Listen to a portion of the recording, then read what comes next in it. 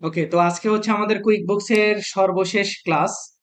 তো এই ক্লাস আমরা যে যে টপিক গুলো নিয়ে দেখবো, প্রথমে হচ্ছে project, bank deposit, customer statement, payroll USA নিয়ে একটু আলোচনা করব।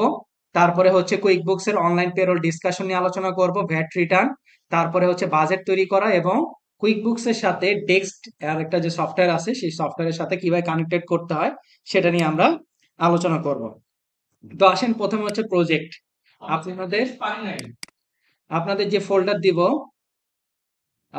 সেই প্রজেক্টটা আগে বের করে নিই। হ্যাঁ, সবই দেখবো। ওটা ডিসকাশন হচ্ছে লাস্ট আমাদের।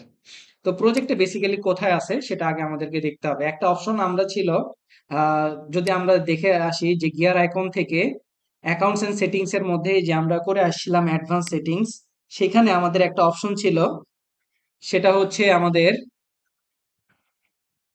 Project option. ঠিক আছে, তো এই প্রজেক্ট অপশনটা যদি কারো অন করা না থাকে, সেক্ষেত্রে আপনারা এখান থেকে এটাকে অন করে নিয়ে আসতে পারেন। ঠিক আছে, এই যে দেখেন এখানে হচ্ছে প্রজেক্ট।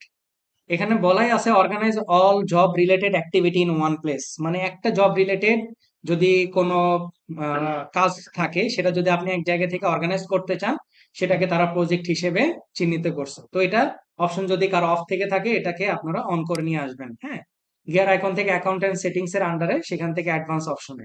এখন এই অপশনটা কোথায় আমরা পাবো? সেই অপশনটা পাবো হচ্ছে মাই অ্যাপস এর আন্ডারে, প্রজেক্টের মধ্যে গেলে আমরা পেয়ে যাব হচ্ছে আমাদের প্রজেক্টের অপশনটা। তো সেখান থেকে আমরা প্রজেক্টে চলে যাব। এটা হচ্ছে আমাদের প্রজেক্টের জন্য ড্যাশবোর্ড। হ্যাঁ, তো ড্যাশবোর্ডে আমরা একটা নতুন করে একটা প্রজেক্ট অ্যাড করতে চাইলে আমাদের এইখান থেকে প্রজেক্ট নিউ প্রজেক্টে যেতে হবে। তো তার আগে আমরা যে ড্যাশবোর্ডে অবস্থান করতেছি প্রজেক্টের, এইখানে ড্যাশবোর্ডের মধ্যে কিছু ইনফরমেশন তারা আমাকে শেয়ার করবে। যখন আমাদের হাতে অনেকগুলো প্রজেক্ট অ্যাভেলেবেল থাকবে, প্রজেক্ট, তার কাস্টমারের নেম এবং ইনকাম ভার্সেস কস্ট, মানে ওই প্রজেক্টের কত ইনকাম হয়েছে এবং কত কস্টিং হয়েছে সেটাও দেখতে পারবো। তারপরে হচ্ছে প্রফিট মার্জিন, তারপরে হচ্ছে টাইম, এরপরে এটার স্টার্ট ডেট কবে, এটার এন্ড ডেট কবে, এবং এটা বর্তমানে কি অবস্থায় আছে সেই অ্যাকশনটা দেখতে পাবো। এটা হচ্ছে সেটিংস আইকন।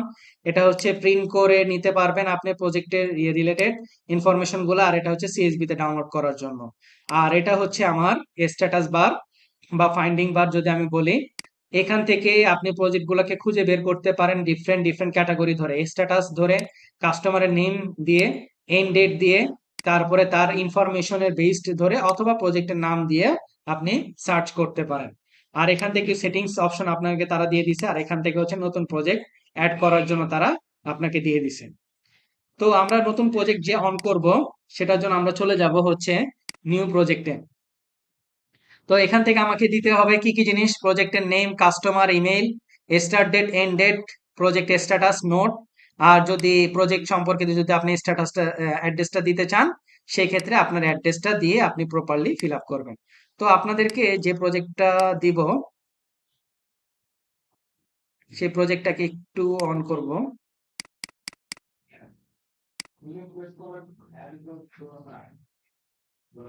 ওকে, তো এখানে তিনটা প্রজেক্ট দেওয়া আছে। প্রজেক্ট ওয়ান ওয়েবসাইট ডেভেলপমেন্টের, তারপরে হচ্ছে প্রজেক্ট টু হচ্ছে মার্কেটিং ক্যাম্পেইন, এবং প্রজেক্ট থ্রি হচ্ছে ই কমার্স ওয়েবসাইট ডেভেলপমেন্ট। হ্যাঁ, তিনটা প্রজেক্ট।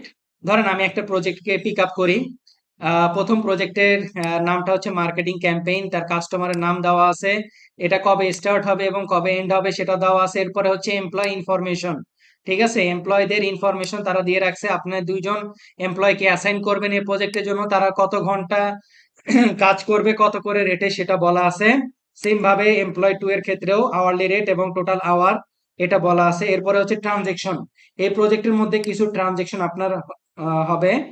তো সেই ট্রানজেকশন গুলা, প্রথমে হচ্ছে ইনকাম রিলেটেড কিছু ট্রানজেকশন আপনি পাবেন, তারপরে হচ্ছে এক্সপেন্স রিলেটেড কিছু ট্রানজেকশন আপনি এখানে পাবেন, এরপরে হচ্ছে এমপ্লয় কস্ট রিলেটেড ট্রানজেকশনটা আপনি পাবেন। তো আমরা চেষ্টা করবো এই প্রজেক্টটাকে সম্পূর্ণভাবে কুইক বুকসে এস্টাবলিশ করার জন্য। তো আসেন, আমরা প্রজেক্টের নেম দিব হচ্ছে মার্কেটিং ক্যাম্পেইন।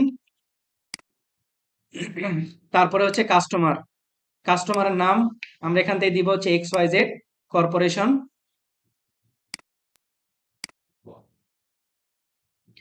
যদি না থাকে তাহলে আমরা নতুন করে অ্যাড করে নিব। সেম ভাবেই আগে যেভাবে করে আসছিলাম, কাস্টমার অ্যাড।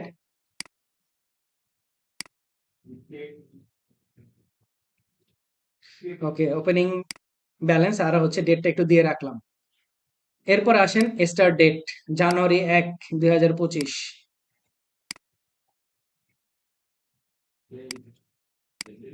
মার্চ,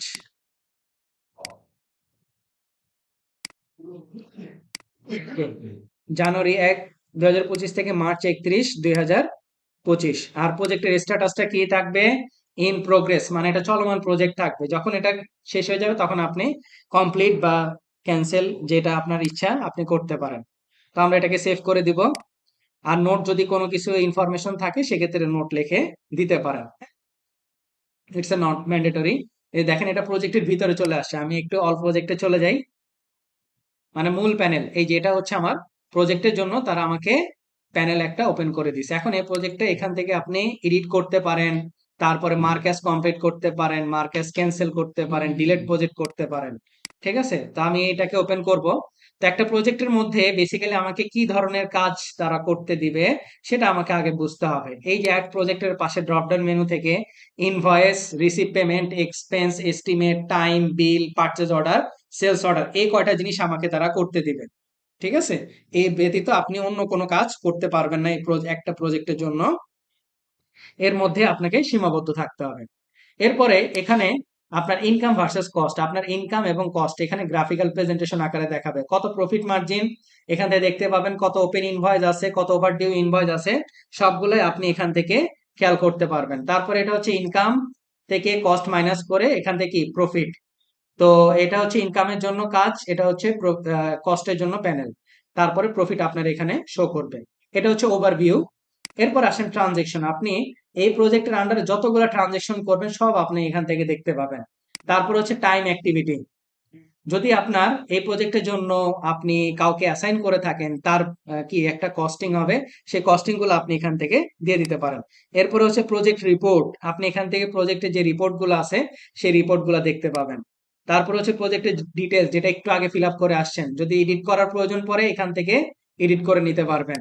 আর প্রজেক্টে রিলেটেড যদি কোনো ডকুমেন্ট থেকে থাকে আপনাদের কাছে, সেই ডকুমেন্ট গুলো আপনারা এইখান থেকে এসে আপলোড করে রাখতে পারেন, যাতে ইন ফিউচারে আপনি প্রজেক্টের এগেইনস্টে সেই ডকুমেন্টগুলো দেখতে পারেন। তো আমরা এবার কি করব? আমরা সর্বপ্রথম আমার এখানে যে প্রজেক্টের আন্ডারে যে দুজন এমপ্লয় আছে, আগে আমরা এমপ্লয়কে অ্যাড করব। ওকে, এখন এইখান থেকে টিমের আন্ডারে সিঙ্গেল টাইম অ্যাক্টিভিটি বা উইকলি টাইম শিট, আপনি যদি ওইখানেও কাজ করতেন পরবর্তীতে এসে আপনাকে এখানে আবার দিতে হইতো। তো আমি যেহেতু আমার প্রজেক্টের জন্য আমার লোক লাগতেছে, তো আমার তো এছাড়া মানে ওইখানে গিয়ে অ্যাড করার প্রয়োজন নাই। তো আমি প্রজেক্টের ভিতর থেকে আমি জিনিসটাকে অ্যাড করব দুইটা সেম জায়গায়। ঠিক আছে, তো এখান থেকে ড্রপ ডাউন মেনু থেকে চলে যাব, এখান থেকে টাইম অপশনে যাব। টাইম অপশনে যাওয়ার পরে দেখবেন যে সিঙ্গেল টাইম অ্যাক্টিভিটি নামে তারা দিয়ে দিছে। আর এছাড়াও টাইম শিট নিয়ে আমার বিস্তারিত ভিডিও আছে ভাই ইউটিউবে, দেখে রাখেন লাইভ সেশন। এই যে দেখেন সিঙ্গেল ডে এন্ট্রি। তো সিঙ্গেল ডে, এই যে দেখেন প্রথমে কি চাইছে, নেম। আমি যে নামটা কপি করে আনছি, জন স্মিথ। ঠিক আছে, জন স্মিথ, তাকে আমি কি করব, অ্যাড করব। তো আমি অ্যাড অপশনে চলে গেলাম। জি, এটা হচ্ছে এমপ্লয়, আপনি বাইরের এমপ্লয় হইতে পারতো।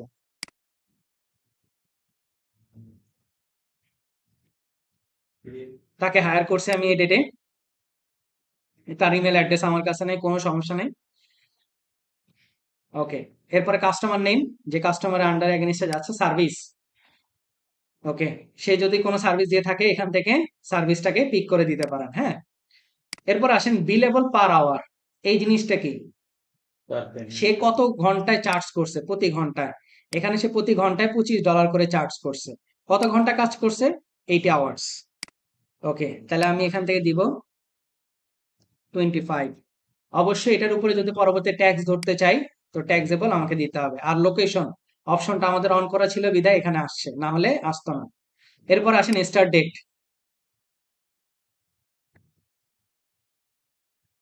যবে থেকে আপনার প্রজেক্টের কাজ শুরু হয়েছে। এরপর আসেন ডিউরেশন টাইম। এখানে আওয়ার এবং মিনিটের কথা বলা আছে। যদি আপনি কাউন্টেড করতে পারেন যে সে কতক্ষণ কাজ করছে তাহলে এই অপশনে যাবেন। হ্যাঁ, আচ্ছা, তাহলে আপনি অপশনে যাবেন। যদি আপনার কাছে মনে হয় যে আমি সে অল্প কিছুক্ষণ কাজ করে ব্রেক নেয় তাহলে তার জন্য এই অপশন। স্টার্ট টাইম, কতক্ষণে কাজ শুরু করছে, কখন কাজ শেষ করছে, এরপরে সে কতক্ষণ কত ঘন্টা ব্রেক নিছে, সব আপনি এখান থেকে বলে দিতে পারেন। ঠিক আছে? এটা কি সেই ফিল আপ করে দিল না? হুম, আপনি করবেন। এটা তো আপনার কাজ, এটা তো তার কাজ না। এটা তো আপনি তা আপনার প্রজেক্টের জন্য বিল বানাবেন না? 3 মাসের জন্য তো আমি তো টোটাল কাউন্টিং করছি কত 80 ঘন্টা সে কাজ করছে। 3 মাসের হইতে পারে, সে একদিনেরও কাজ করতে পারে। আমাকে কাউন্টেড করে দেওয়া হয়েছে কত, 80 আওয়ার্স, টোটাল আওয়ার্স ওয়ার্ক। এটা বুঝতে হবে, টোটাল আওয়ার ওয়ার্কস। যদি আপনি ধরেন যে না আমি 3 মাস ধরে ধরে আমি কবে থেকে স্টার্ট করছে কবে শেষ হয়েছে আপনি দেন, যদি আপনার কাছে সেই রকম ইনফরমেশন থাকে। আমার কাছে ইনফরমেশন ছিল সে 80 ঘন্টা কাজ করছে এই প্রজেক্টের এগেনিস্টে। কোন নোটস নাই, তো এটাকে সেভ অ্যান্ড ক্লোজ করবো।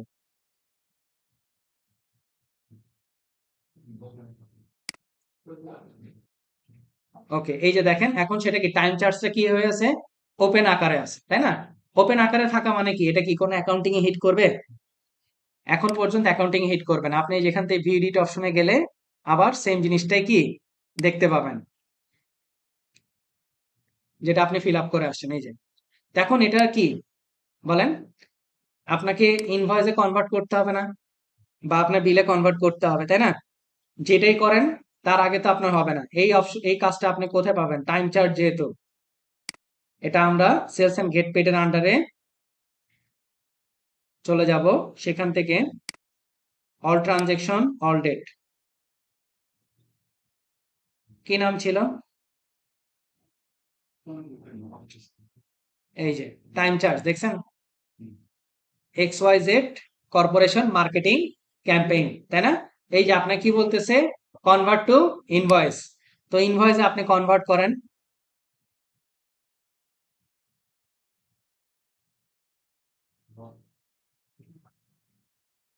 এই এই এই কোশ্চেনটা কি ধরো যে আমার প্রজেক্টের আন্ডার থেকে আপনি হুম, ডিরেক্ট এআই থেকে গেলেন? ভাই প্রজেক্ট করা মানে কি, আপনার অ্যাকাউন্টস এর আন্ডারে প্রজেক্ট করতেছেন, তাহলে কি এটা কি আপনার অ্যাকাউন্টসে হিট করবে না? অবশ্যই তো আপনার অ্যাকাউন্টসে থাকবে এই ইনফরমেশন গুলা। কি আপনার অ্যাকাউন্টস থেকে তো সবকিছু হচ্ছে, বাট প্রজেক্ট অর্থটাই আমি প্রথমে বলে দিয়েছি ওই জন্য, যে আপনার একটা অর্গানাইজড কাজ আপনি এক জায়গা থেকে মেনটেন করতে চাচ্ছেন, এই জন্য আপনি প্রজেক্ট ক্রিয়েট করবেন। ঠিক আছে? এই যে দেখেন ইনভয়েস ডেট, এখন ইনভয়েস ডেট আমি দিলাম হচ্ছে প্রজেক্টের ভিতরেই যে কোনো একটা ডেট দিবেন। ঠিক আছে? প্রজেক্টের বাইরে যাতে আবার না চলে যায়, ধরলাম 10 তারিখে এটার এগেনিস্টে ইনভয়েস হবে। হ্যাঁ, এই যে ট্যাক্স, এখান থেকে ট্যাক্স রেট যদি কোনো ইনফরমেশন না থাকে আমরা তো নর্মালি জিরো রেটেড ধরি, তাই না? দিয়ে সেভ অ্যান্ড ক্লোজ করবো। তাহলে এটা যখন আমার ইনভয়েসে কনভার্ট হবে তখন এটা আমার কি, আমি দেখতে পাবো। প্রজেক্টের আন্ডারে চলে যাই,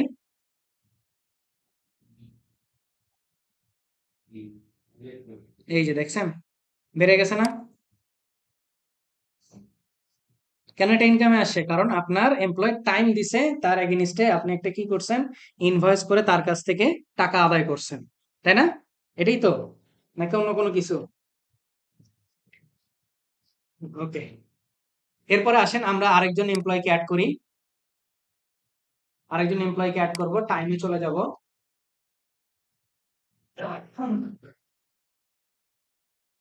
আমরা সিঙ্গেল ডে অ্যাক্টিভিটি কেন করতেছি, বা তারা আমাকে বারবার কেন সিঙ্গেল ডে অ্যাক্টিভিটিতে নিয়ে যাচ্ছে, কারণ হচ্ছে আমার এখানে এমপ্লয় যে কাজটা করছে আমরা কাউন্টেড করে করতে পারছি। ঠিক আছে? তো এই জন্য আমাকে তারা সিঙ্গেল ডে অ্যাক্টিভিটির মধ্যে বারবার নিয়ে যাবে।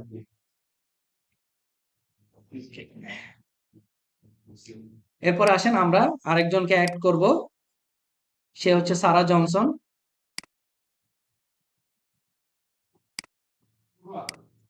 আমি এখান থেকে অ্যাড করে নিব তাকে আগে। সে হচ্ছে আমার এমপ্লয়। তার হায়ারিং ডেট আমি ধরলাম ওই দিনই তাকে আমি হায়ার করছি আমার প্রতিষ্ঠানে কাজ করার জন্য।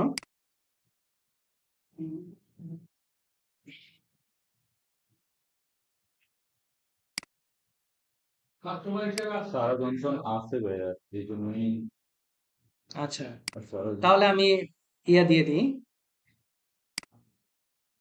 Without saving. সে তার যে ডেজিগনেশন আছে, সে যে গ্রাফিক ডিজাইনার না, গ্রাফিক ডিজাইনার সহ দিই, ডেজিগনেশন সহ দিই। designation পাওয়া গেলে তাহলে নতুন করে দেখতে হ্যাঁ, হবে। তাহলে আমার কাছে আইডেন্টিফাইও থাকলো আমার এমপ্লয় কে, তাই না? হুম, এই যে এমপ্লয় দিয়ে আমি সেভ করে দিলাম। ওকে, বিলেবল পার আওয়ার। এবার সে কত করে চার্জ করছে আমার প্রতি ঘন্টায়? $20 করে চার্জ করছে, 60 ঘন্টা সে এই প্রজেক্টের জন্য টাইম দিচ্ছে। ওকে, ফাইন।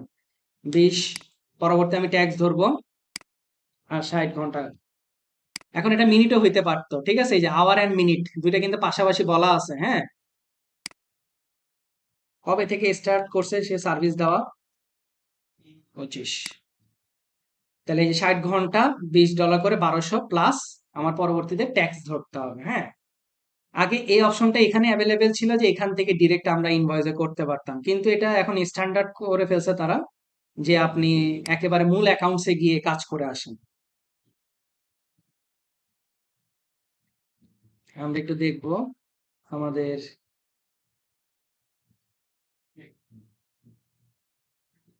এই যে এটা, তাই না? 1200। হুম, ভিডিতে চলে যাব।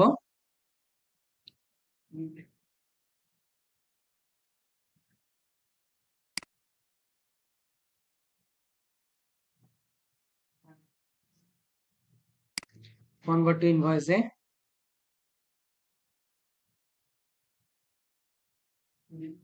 এখন এরপর আমি ধরলাম এটা বিল হয়েছে ফেব্রুয়ারি মাসের 1 তারিখে, হ্যাঁ।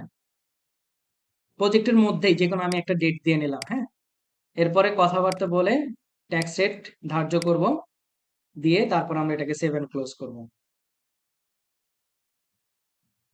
ওকে, এবার আমরা আবার প্রজেক্টে চলে যাই। আমাদের প্রজেক্টের কি অবস্থা আমরা এখন দেখতে পাবো। 3200 হচ্ছে ইনকাম, প্রফিট মার্জিন হচ্ছে কত? 100%। 140 ঘন্টায় প্রজেক্টের পিছনে আপনি টাইম দিচ্ছেন, ঠিক আছে? স্টার্ট ডেট এবং এন্ড ডেট বলা আছে। তাহলে আমরা টাইম অ্যাক্টিভিটি নিয়ে আমাদের কাজটা কি কমপ্লিট, তাই তো? এরপরে আসেন আপনাদের যে ইনফরমেশন আসছিল, ইনকাম ট্রানজেকশন। আমি কিন্তু ডেট দিই নাই, আপনারা প্রজেক্টের ভিতর থেকে যে কোনো একটা ডেট পিক করবেন, সেই ডেটে কাজটা করবেন। ধরেন এই যে ইনভয়েস, আমি একটা ইনভয়েস করব সোশ্যাল মিডিয়া মার্কেটিং সার্ভিস, এটা নিয়ে আমি একটা ইনভয়েস করব প্রজেক্টের মধ্যেই। আমি চলে যাব এই প্রজেক্টের ভিতরে ড্রপ ডাউন মেনু থেকে ইনভয়েস অপশনে, এখান থেকে কাস্টমার নেম বাই ডিফল্ট আসবে। প্রজেক্টের ধরলাম 10 তারিখে, product and service, social media marketing service, এটা নাই, আমি অ্যাড করে নিব যেভাবে আমরা প্রোডাক্ট অ্যান্ড সার্ভিস অ্যাড করে আসছিলাম। এই যেটা সার্ভিস, এটা কত করে সেল করতেছি, যে রেটে সেল করতেছি ওইটাই রাখি, হ্যাঁ।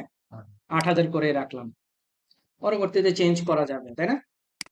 সার্ভিসে এটা চলে যাবে, 7 ক্লোজ। এই যে কোয়ান্টিটি একটাই 8000, আর ট্যাক্স রেট কিছু বলা নাই, এই জন্য আপাতত পক্ষে 0% দিয়ে আমি এটাকে 7 ক্লোজ করব।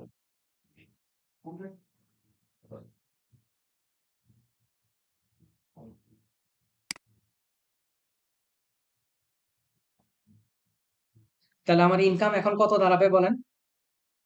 আমার ইনকাম এখন কয়টা দাঁড়াবে? 3টা না? হুম, 2টা এমপ্লয়ি, আর মাত্র যে আরেকটা আমরা কাজ করলাম, ইনকাম ট্রানজেকশন, যে সোশ্যাল মিডিয়া মার্কেটিং সার্ভিস আমরা প্রোভাইড করছি।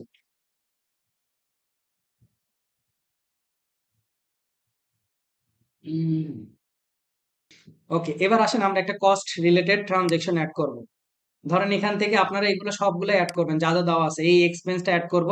অ্যাড প্লেসমেন্ট, হ্যাঁ। অ্যাড প্লেসমেন্টের জন্য আমার কি এটা একটা এক্সপেন্স হয়েছে, তারা বলে দিছে।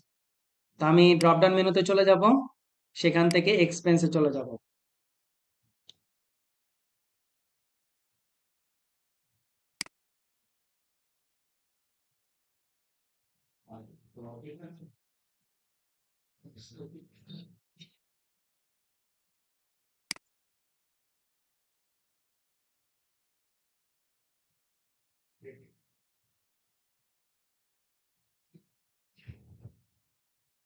আচ্ছা, এরপরে আসেন এক্সপেন্স,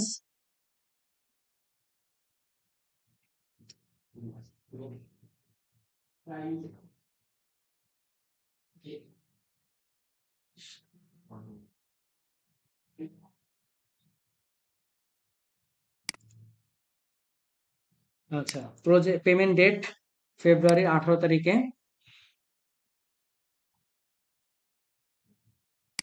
পেমেন্ট মেথড দিলাম হচ্ছে ওয়েলস ফার্গো ব্যাংক থেকে, আর এটা হচ্ছে আমার একটা product and service ad placement,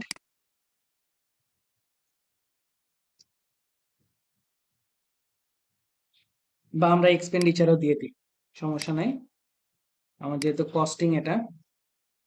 advertising and marketing আমার কত খরচ গেছে, $2,500। আচ্ছা ট্যাক্স, এটা হচ্ছে 0%, আর পেই পেই ধরলাম হচ্ছে আমেরিকান এআই, হ্যাঁ, দিয়ে, আর এখানে কাস্টমারের নেম আর প্রজেক্ট এখানে দেওয়া আছে XYZ কর্পোরেশন, পেই তাকে আমি পে করছি, সে অ্যাড প্লেসমেন্ট আর কি দেওয়া হয়েছে, সেখান থেকে প্রজেক্ট।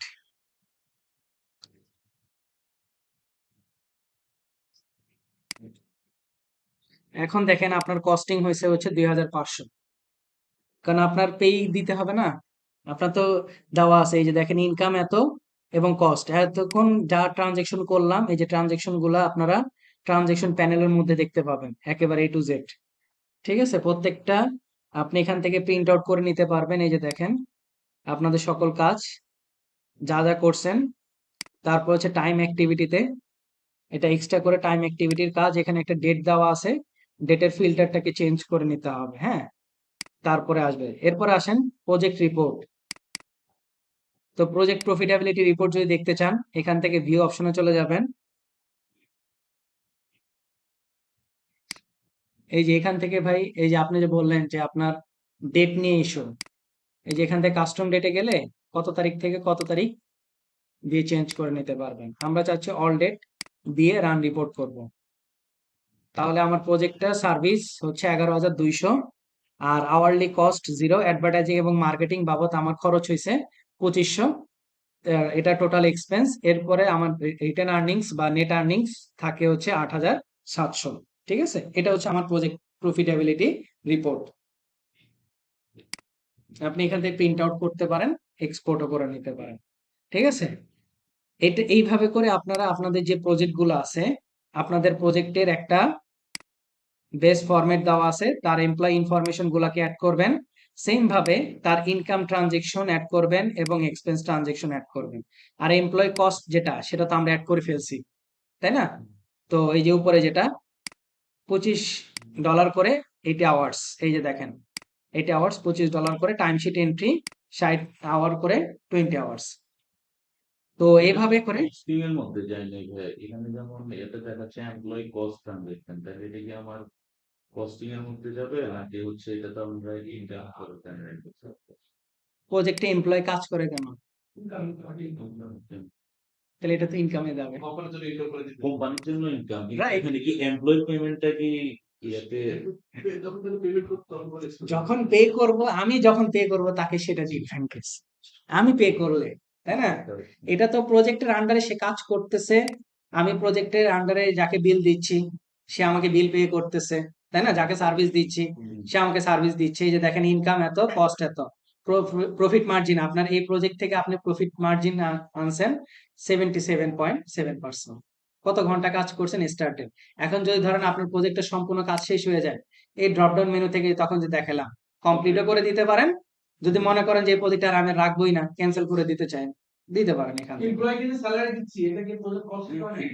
হ্যাঁ, যখন আপনি এমপ্লয় স্যালারি দিবেন তখন সেটা আপনার প্রজেক্ট কস্টের মধ্যে, আপনি তখন ন্যারেশন লিখে দিবেন, আপনি তখন ন্যারেশন লিখে দিবেন না, ন্যারেশন ছাড়া কেন দিবেন, আপনাকে ইনফরমেশন যতটুকু দিছি আমি তার বেসডে আপনি টোটাল কাজটাও করবেন, হ্যাঁ, এটা তো তিনটা। এরপর আসেন bank deposit, normally bank deposit অপশনটা কই আছে বলেন তো, ব্যাংক ডিপোজিট ব্যাংক ডিপোজিট বলেন, মনে নাই? ক্লাস নিউর আন্ডারে ব্যাংক ডিপোজিট অপশন। এখন ব্যাংক ডিপোজিট তো অনেক ক্ষেত্রেই হইতে পারে, তাই না? আপনি নিজে গিয়ে ব্যাংকে টাকা ডিপোজিট করতে পারেন, বা দেখা গেল যে থার্ড পার্টি কেউ এসে আপনাকে টাকাটা কি করলো, ডিপোজিট করে দিতে পারলো। যে কেউ ব্যাংকে ডিপোজিট করতে পারে। তো দেখেন এইখানে আমি এখানে প্রথমে কি অ্যাকাউন্ট নাম্বার বা অ্যাকাউন্ট, যে অ্যাকাউন্টে আপনি ডিপোজিটটা করবেন তার ডেট, তার কারেন্সি, আর এটা হচ্ছে ওই যে আমরা যে লোকেশন করে আসছিলাম না, লোকেশন অন করে আসছি, এই জন্য এই প্যানেলটা আসছে কোন লোকেশনের জন্য, আনস্পেসিফাইড বা সিলেক্ট লোকেশন। এরপরে আপনার মূল কাজ হচ্ছে এখানে, এখানে হচ্ছে রিসিভ ফ্রম, আপনি কার কাছ থেকে রিসিভ করছেন, সেটা কোন চার্ট অফ অ্যাকাউন্টে আপনি দিতে চাচ্ছেন, মানে কার এগেনিস্টে আপনি এই কাজটা করতেছেন, তার হচ্ছে ন্যারেশন। এটা হচ্ছে পেমেন্ট মেথড, তাকে আপনি যে পে করবেন পেমেন্ট মেথডটা, তারপর হচ্ছে রেফারেন্স নাম্বার, এরপরে হচ্ছে কত অ্যামাউন্ট, এরপর হচ্ছে ট্যাক্স কলাম। ঠিক আছে? বা আমি যদি আরেকটু ইয়ে করে দেখাই, দেখেন রিসিপ্ট ফ্রম, এখানে কি কাস্টমারের নিয়মিত দেখাবে, স্বাভাবিক, তাই না? এমনও তো হইতে পারে মালিক নিজেও ব্যাংকে টাকা জমা দিতে পারে, তাই না? তো সেক্ষেত্রে মালিক নিজে একটা নতুন ভাবে কাস্টমার সিলেক্ট করে ক্রিয়েট করে দিতে পারে। তবে আমি সেক্ষেত্রে বলবো মালিক যদি নিয়ে আসে কোনো কারণে টাকাটা, সেক্ষেত্রে আপনার জার্নাল দিয়ে সেটেল করাটাই সর্বোত্তম। ঠিক আছে? কোনো কারণে কোনো সময় যদি আটকে যান কুইক বুকসে কোনো কাজ করতে গিয়ে, জার্নাল দিয়ে সেটেল করবেন, সেটা হচ্ছে সর্বোত্তম ওয়ে। ঠিক আছে?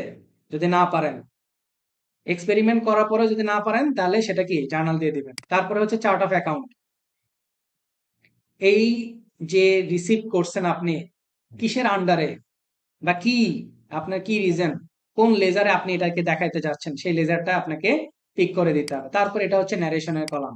এরপর আসেন পেমেন্ট মেথড, আপনি তার কাছ থেকে কিভাবে নিচ্ছেন, check, cash, credit card, debit card, Payoneer, PayPal, যেভাবে নিতে থাকেন। তার আন্ডার যদি কোনো রেফারেন্স নাম্বার থাকে দিবেন, অ্যামাউন্ট, এরপর হচ্ছে ট্যাক্স।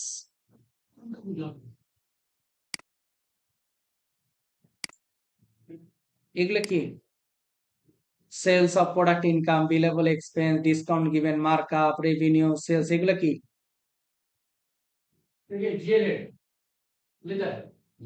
জিএলএ বা চার্ট অফ অ্যাকাউন্ট, সংক্ষেপে আমরা সহজে বলি চার্ট অফ অ্যাকাউন্ট। তো এটা কি? Chart of account. আপনার যে টাকাটা যে আনবেন, অবশ্যই তো কি কোনো অ্যাকাউন্টকে তো আপনাকে বলতে হবে যে এটা এই অ্যাকাউন্টের আন্ডারে। আপনি যদি একজন অ্যাকাউন্ট রিসিভেবল বা দেনাদারের কাছে টাকা নিয়ে আসেন, আপনাকে বলতে হবে না যে এটা অ্যাকাউন্ট রিসিভেবল। তো এটা হচ্ছে আমাকে বলে দিতে হবে যে আমি ব্যাংক ডিপোজিটটা কোন চার্ট অফ অ্যাকাউন্টের এগেনিস্টে করতেছি। আপনারা একটা ডিপোজিট করবেন, আমি দেখব যে আপনাদের ডিপোজিটটা ঠিক আছে কিনা। ঠিক আছে? এটা হচ্ছে আপনাদের জন্য কাজ।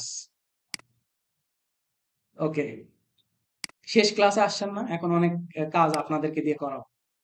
তারপর হচ্ছে ক্রিয়েটিং কাস্টমার স্টেটমেন্ট। এতদিন তো কাস্টমার কাস্টমার করে আসছেন, কাস্টমারের কাছে প্রোডাক্ট সার্ভিস বিক্রি করে আসছেন, কাস্টমারের কাছে মানে আর কি তার কাছে টাকাও নিয়ে আসছেন, কত কিছু করছেন না? এবার আসেন কাস্টমারের, দেখেন আপনার ক্লায়েন্ট আপনাকে বললো যে কাস্টমারের, যে তুমি একটা স্টেটমেন্ট আমাকে দাও, যে কোন কাস্টমারের কাছে কিরকম আমি ট্রানজেকশন করছি, তার কাছে কত টাকা পাই, এগুলোর আমাকে একটা স্টেটমেন্ট তুমি আমাকে প্রোভাইড করো, তাহলে আমাকে বুঝতে সুবিধা হবে। সবার একসাথে তো পাবোই আমি রিপোর্ট, অ্যাকাউন্ট রিসিভেবল সামারি রিপোর্টটা আমি পাবোই, তাই না? এছাড়া যদি আপনি ইন্ডিভিজুয়ালি দেখতে চান, তখন সেভাবে কিভাবে দেখবেন? এই যে ধরেন, এই যে ডেভিড উইলসন, ডেভিড উইলসনের এই ব্যক্তির, আপনি চাচ্ছেন তার আন্ডারে বা তার এগেনিস্টে আপনি একটা স্টেটমেন্ট দেখতে, তো ড্রপ ডাউন মেনু থেকে চলে যাবেন হচ্ছে ক্রিয়েট স্টেটমেন্টে। ঠিক আছে? তো সেখান থেকে স্টেটমেন্টের ডেট দিবেন, ধরেন আমি আজকেই স্টেটমেন্টটা নিব, হ্যাঁ। এখন স্টেটমেন্টের টাইপ হয় হচ্ছে তিন ধরনের, একটা হচ্ছে ব্যালেন্স ফরওয়ার্ড, একটা হচ্ছে ওপেন আইটেম, একটা হচ্ছে ট্রানজেকশন স্টেটমেন্ট। তিনটে কি? ব্যালেন্স ফরওয়ার্ড হচ্ছে যদি তার সাথে আগে কোনো ব্যালেন্স থেকে থাকে, সেই ব্যালেন্সটাকে নিয়ে আসবে, মানে ব্যালেন্স বিডি যেটাকে আমরা বলি, তাই না? ব্যালেন্স বিডি যেটাকে আমরা বলি, তো ব্যালেন্স ফরওয়ার্ডেড হচ্ছে সেটা। তারপরে হচ্ছে ওপেন আইটেম। ওপেন আইটেম জিনিসটা কি? আপনি তার সাথে এখন যে ট্রানজেকশন গুলা,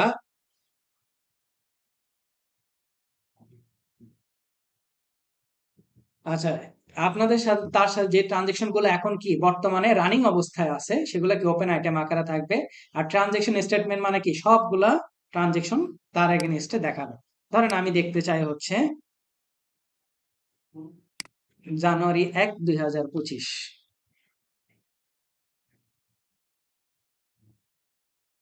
জানুয়ারি 1, 2025 থেকে ধরলাম ডিসেম্বর পর্যন্তই দেখি।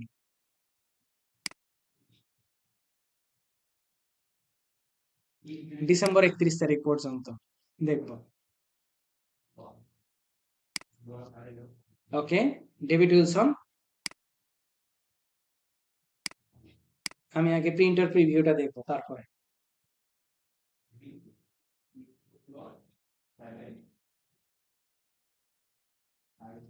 এই যে দেখেন প্রিন্টার প্রিভিউ, এই যে দেখছেন তার সাথে ব্যালেন্স ফরওয়ার্ড দেওয়া আছে, মানে কি তার আগের কোনো ব্যালেন্স কি আছে? Balance zero. এই যে তার সাথে ইনভয়েস করছি, ইনভয়েস, 2টা ইনভয়েস হয়েছে, 3টা পেমেন্ট নিছি, সবগুলাই আপনি এখান থেকে ডাউনলোড করে নেবেন। এই যে, ঠিক আছে। এখান থেকে যদি আমি সিলেক্ট করতাম 7 সেন্ট, তাহলে কি হইতো? এই যে যে কাস্টমার আছে ডেভিড উইলসন, তার কাছে স্টেটমেন্টটা চলে যেত। বুঝতে পারছি কথা? 7 সেন্ড করা মানে হচ্ছে আপনার এখানেও সেভ থাকতো, আর ওই কাস্টমারের ইমেল অ্যাড্রেসেও চলে যাবে। এরপর আসেন, ধরেন আমি যদি চলে যাই ওপেন আইটেম, ওপেন আইটেমে প্রিন্টার প্রিভিউ অপশনে চলে যাই।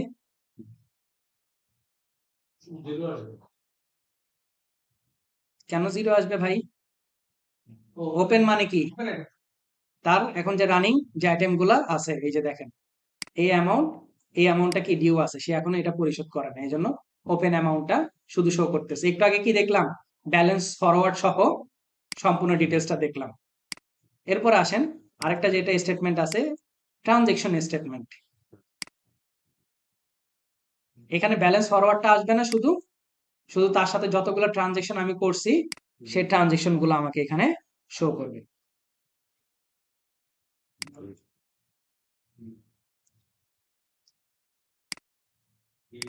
ওকে, এখান থেকে ডিসেম্বর পর্যন্ত দিই, ডিসেম্বর 31,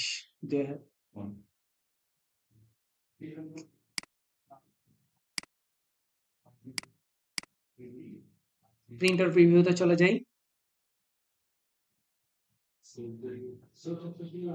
না, সেভ দি নাই। এই যে দেখেন তার সাথে যে ট্রানজেকশন আমার হয়েছে, নাম কি? ট্রানজেকশন সামারি রিপোর্ট না? তাহলে কি শুধু ট্রানজেকশন গুলোই তো হবে। এই যে দেখেন তার সাথে কত অ্যামাউন্ট, কত আপনি রিসিভ করছেন তার কাছ থেকে। ট্রানজেকশন সামারি রিপোর্ট, এটা হচ্ছে শুধু ট্রানজেকশনের জন্য। আর প্রথমটা কি ছিল? ব্যালেন্স ফরওয়ার্ড, মানে প্রিভিয়াস ইয়ারে ব্যালেন্স সহ আপনার যা যা কাজ হয়েছে সম্পূর্ণ কিছু আপনি সেখানে পাবেন। আর ওপেন আইটেম মানে তার সাথে এখন যত ডিউ ব্যালেন্সের রয়েছে সেটা আপনি ওপেন আইটেম পাবেন। আর ট্রানজেকশন স্টেটমেন্টে কি? শুধু ট্রানজেকশন গুলা পাবেন। বুঝতে পারছি? এইভাবে করে যতগুলো কাস্টমার আপনাদের থাকবে আপনাদের এই প্যানেলে, প্রত্যেকটা কাস্টমারের 3টা করে স্টেটমেন্ট আপনারা প্রোভাইড করবেন অ্যাসাইনমেন্ট শিটে। কোন অপশন থেকে আরেকবার একটু যদি অপশন দেখা দিই, মাই অ্যাপস, মাই অ্যাপস থেকে কাস্টমার হাব, সেখান থেকে কাস্টমার প্যানেল, যতগুলো কাস্টমার থাকবে প্রত্যেকটা প্যানেলের ইচ অ্যান্ড এভরিথিং। যেহেতু কুইক বুকসের এখন আপনারা অ্যাডভাইজারি লেভেলে চলে যাচ্ছেন, তো চেষ্টা করবেন জিনিসগুলোকে অ্যানালাইটিক ভাবে বোঝার জন্য, বোঝার চেষ্টা করবেন, তাহলে অনেক কিছু মাইন্ডে ভালো থাকবে। এরপর আসেন ভ্যাট রিটার্ন এবং বাজেট নিয়ে আলোচনা করব, তারপরে পেরোল নিয়ে আসতেছি। ওকে, ভ্যাট বা ট্যাক্সের প্যানেলে চলে যাব। আমরা এতদিন এই যে যে সফটওয়্যারে কাজ করলাম, সে কাজ করার সময় ট্যাক্স বা ভ্যাটের অপশনে আমরা ট্যাক্স বা ভ্যাট গুলাকে কি করে আসি? সিলেক্ট করে আসছি, তাই না? তো সেগুলো কার ট্যাক্স? অবশ্যই কোম্পানির ট্যাক্স, তাই না? Not our personal tax. তো এখন আমাদের সময় হয়েছে ট্যাক্স গুলাকে পরিশোধ করা, ঠিক আছে? তো কানেক্ট থাকলে তো ভালো ছিল। ওই যে প্রথম ক্লাসে যে আমরা কানেক্টের কথা বলছিলাম, এমটিডির সাথে সরাসরি বা গভর্নমেন্টের সাথে যদি সরাসরি কানেক্টেড থাকতো, সেক্ষেত্রে আমার কি সরাসরি আমি ট্যাক্সটা পরিশোধ করতে পারতাম। এখন আসেন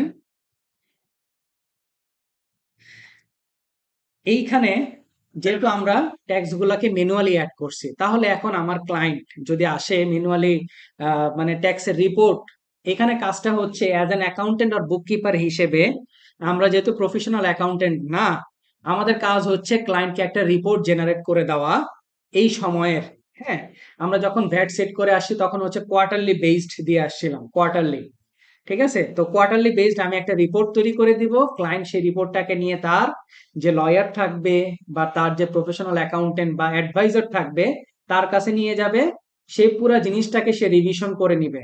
ঠিক আছে, জাস্ট লাইক অ্যাজ অডিট করবে।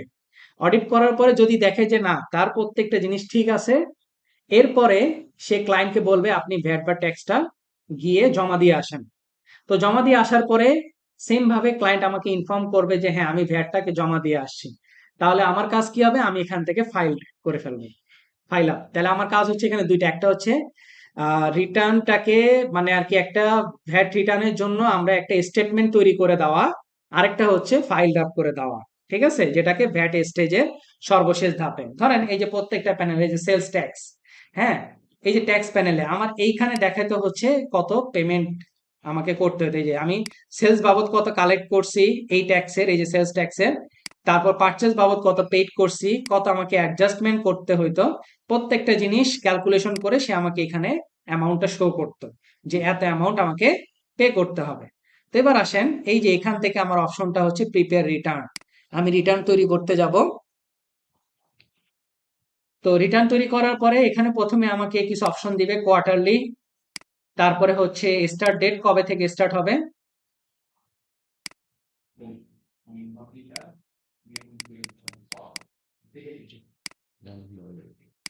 জানুয়ারি 2025-এর 1 তারিখ থেকে দিব। কোয়ার্টারলি হলে কয় মাসের হবে বলেন তো ভাই? 3 মাস। জানুয়ারি, ফেব্রুয়ারি, মার্চ। ওকে, আমি মার্চ মাস পর্যন্ত দিব, মার্চ 2025-এর 31। তাহলে এপ্রিলে গিয়ে তো এটাকে আমি ফাইল করবো, তাই না? এপ্রিলের 1 তারিখে।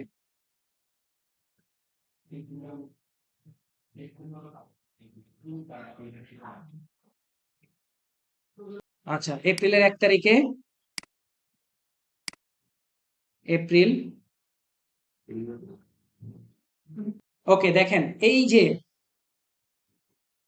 জানুয়ারি 1, 2025 থেকে রিপোর্টটা বোঝার চেষ্টা করেন। ঠিক আছে, এটা আমাদের বাংলাদেশি রিপোর্টের মতো না বা বাংলাদেশি ভ্যাট সিস্টেম না।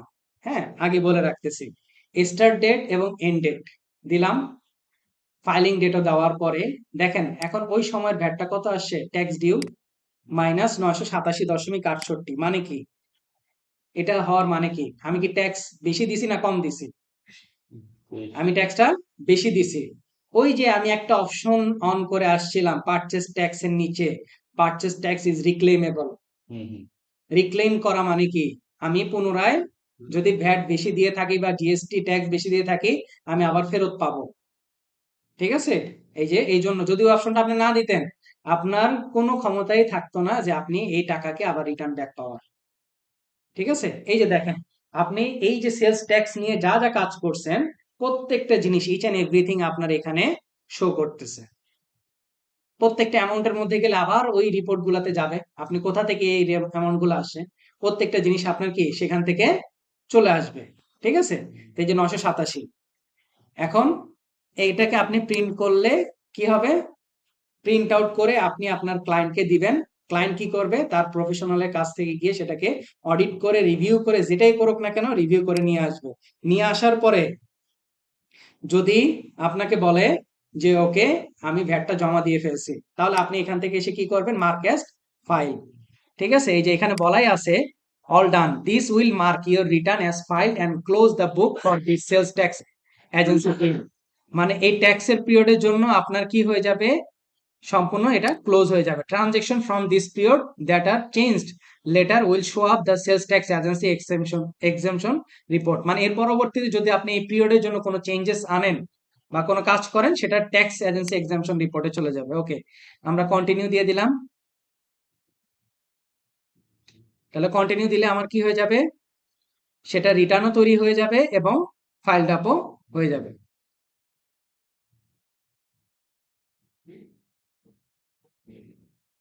এই যে দেখেন এখানে কি লেখা আছে, filed and paid, complete, filed and paid, মানে এই কাজটা কমপ্লিট। আপনি এর পরবর্তী সময়ের জন্য আবার কি নেক্সট রিটার্ন টু ফাইল, এই যে দেখেন পরবর্তী সময়ের জন্য আবার রিটার্ন তৈরি করবেন, আবার দেখবেন, দেখে আপনি কি করবেন সে অনুযায়ী ইয়ে করবেন। এই যে দেখেন কালেক্টেড অন সেলস কত অ্যাডজাস্টমেন্ট করা হয়েছে এবং ফাইনাল যে ব্যালেন্স আছে এই যে দেখেন, দেখছেন 637.68। এই যে অ্যাডজাস্টমেন্ট, এই যে আগের একটা অ্যাডজাস্টমেন্ট ছিল 987.68, আর এখান থেকে আপনি সেলস ট্যাক্স বাবদ কালেক্টেড করছেন 350, তাহলে এখন মাইনাস দেখাচ্ছে কত 637.68। এই যে দেখেন এই ব্যালেন্সের সাথে কি মিলবে। এখন আপনি যে ট্যাক্সটা জমা দিয়েছেন এটা সামারি রিপোর্ট দেখতে চান, এই যে এখান থেকে ভিউ এন্ড সামারিতে গেলেই আপনার কি সে সামারি রিপোর্টটা দেখতে পারবেন। এই যে ট্যাক্স রিপোর্ট, কত অ্যামাউন্ট আছে, কত অ্যাডজাস্টমেন্ট হয়েছে, কত ব্যালেন্স ডিউ ছিল, ট্রান্সফার অ্যামাউন্ট কত, প্রত্যেকটা জিনিস আপনি এখান থেকে দেখতে পাবেন। ঠিক আছে, এভাবে করে আপনাদের যতগুলা ট্যাক্স আপনারা ব্যবহার করছেন এই অ্যাকাউন্টের জন্য প্রত্যেকটা ট্যাক্সের এরকম করে 1 বছরের একটা রিপোর্ট গুলাকে বের করবেন।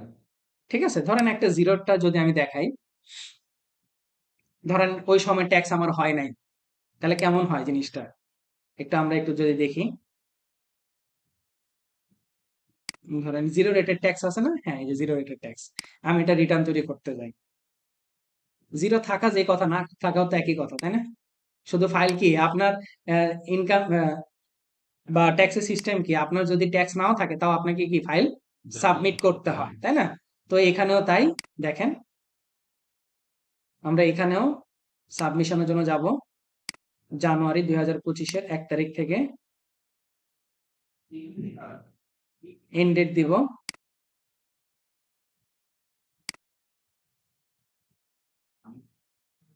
ওকে, দেখেন এই যে জানুয়ারি 1, 2025 থেকে মার্চ 31 তারিখ পর্যন্ত জিরো রেটেড ট্যাক্স, সেখানে কি আমার ট্যাক্স এমন কি জিরো না। তো আমি এটাকে ডিরেক্ট এই যে প্রিন্ট করলে তো প্রিন্ট আকারে দেখতে পাবেন, এক্সপোর্ট করলে এক্সপোর্ট হবে, মার্কেস্ট ফাইল, এই ফাইল করা রিটার্ন তৈরি করা যে কথা, ফাইল করাও তো একই কথা, যদি আপনার জিরো থাকে তাই না, রিটার্নও করে ফেলছেন একবারে কি সেটা ফাইলিংও করে ফেলছেন, মানে ফাইলড আপ হয়ে গেছে, মানে ওই সময়ের জন্য আপনার ভ্যাট ট্যাক্সটা ক্লোজড। ঠিক আছে, তো এই জন্য অপশনটা ডিরেক্টলি আমার আসে ফাইলের জন্য, এই যে দেখেন ফাইলড অ্যান্ড পেইড। ঠিক আছে, তো এইভাবে করে আপনারা যে কয়টা ট্যাক্সের রিটার্নসের সাথে ওই যে পেমেন্ট এটা কি ইয়াটা দেখে কোনটা রিটার্নস প্লাস এই যে আসে যে দিন বা রিটার্ন এটা না না আর উপরে একবারে রিটার্নস এর সাথে তো পেমেন্ট আপনার এই যে অল রিটার্নস এর উপরে ঠিক রিটার্নস এর পেমেন্ট স্টার্ট ডেটের উপর এই যে এটাতে কি আসে উপরে এটা যদি কোনো পেমেন্ট করে থাকেন তাহলে এখানে এই যে who they have not any payment yet, মানে আপনার পেমেন্ট যদি করে থাকেন এখানে দেখাবে, আর কিছু না, বুঝছি এটা জাস্ট ফিল্টার। ঠিক আছে, মানে আপনি চাচ্ছেন একটু অলস হওয়ার জন্য একটু প্রবৃত্ততা আপনাকে করতেছে, যে আপনি একটু এক জায়গাতে দেখবেন যে আপনার কত পেমেন্ট হয়েছে, আচ্ছা পেমেন্ট গুলো এক জায়গা থেকে দেখার জন্য। ওকে, তো ট্যাক্সটা এভাবে, এটা হচ্ছে আপনাদের ট্যাক্স হিসেবে অ্যাকাউন্টেন্ট আর বুক কিপার হিসেবে আপনাদের কাজ, যেহেতু আপনারা প্রফেশনাল অ্যাকাউন্টেন্ট না বা আপনাদের কাজ অডিট না। ঠিক আছে, রাইট, 1 বছরের পুরা সম্পূর্ণটা করবেন, 2025 সালে সম্পূর্ণ কাজটা করবেন। ওকে, এরপরে আসেন বাজেট তৈরি করা। হ্যাঁ, বাজেট অপশনটা আমরা দেখব, বাজেটটা কোথায় আছে আমরা একটু খোঁজার চেষ্টা করব। বাজেটটা জেরোতে যদি যাই, বাজেটটা জেরোতে পাবো হচ্ছে কোথায়, রিপোর্ট সেকশনে গেলে, মানে বাজেট জেরোর ভাষায় এটা থাকবে হচ্ছে রিপোর্টে। হ্যাঁ, কিন্তু কুইক বুকসে যে কোথায় রেখে দিছে আমরা একটু দেখব যে বাজেট অপশনটা তারা কোথায় রাখছে আমাদের জন্য।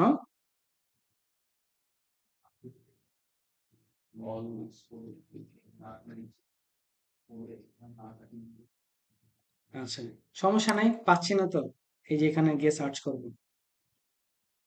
আমাদের জন্য আছে না সার্চ বার রিসেন্ট।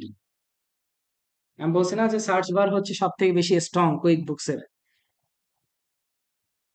এই যে দেখছেন, জাম্প টু বাজেট। ঠিক আছে, কোনো অপশনও খুঁজে পাচ্ছেন না, ট্রানজেকশন খুঁজে পাচ্ছেন না, সুন্দরভাবে এসে এখানে সার্চ দিবেন, পেয়ে যাবেন। তো বাজেট অপশনে চলে যাব।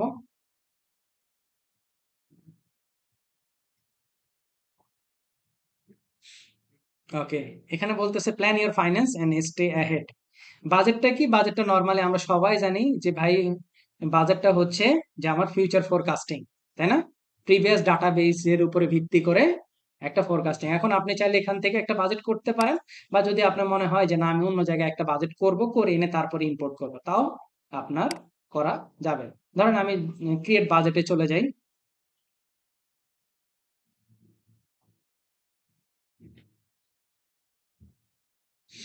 বাজেটে প্রফিট অ্যান্ড লস পিরিয়ড এই সময়ের আচ্ছা দিলাম।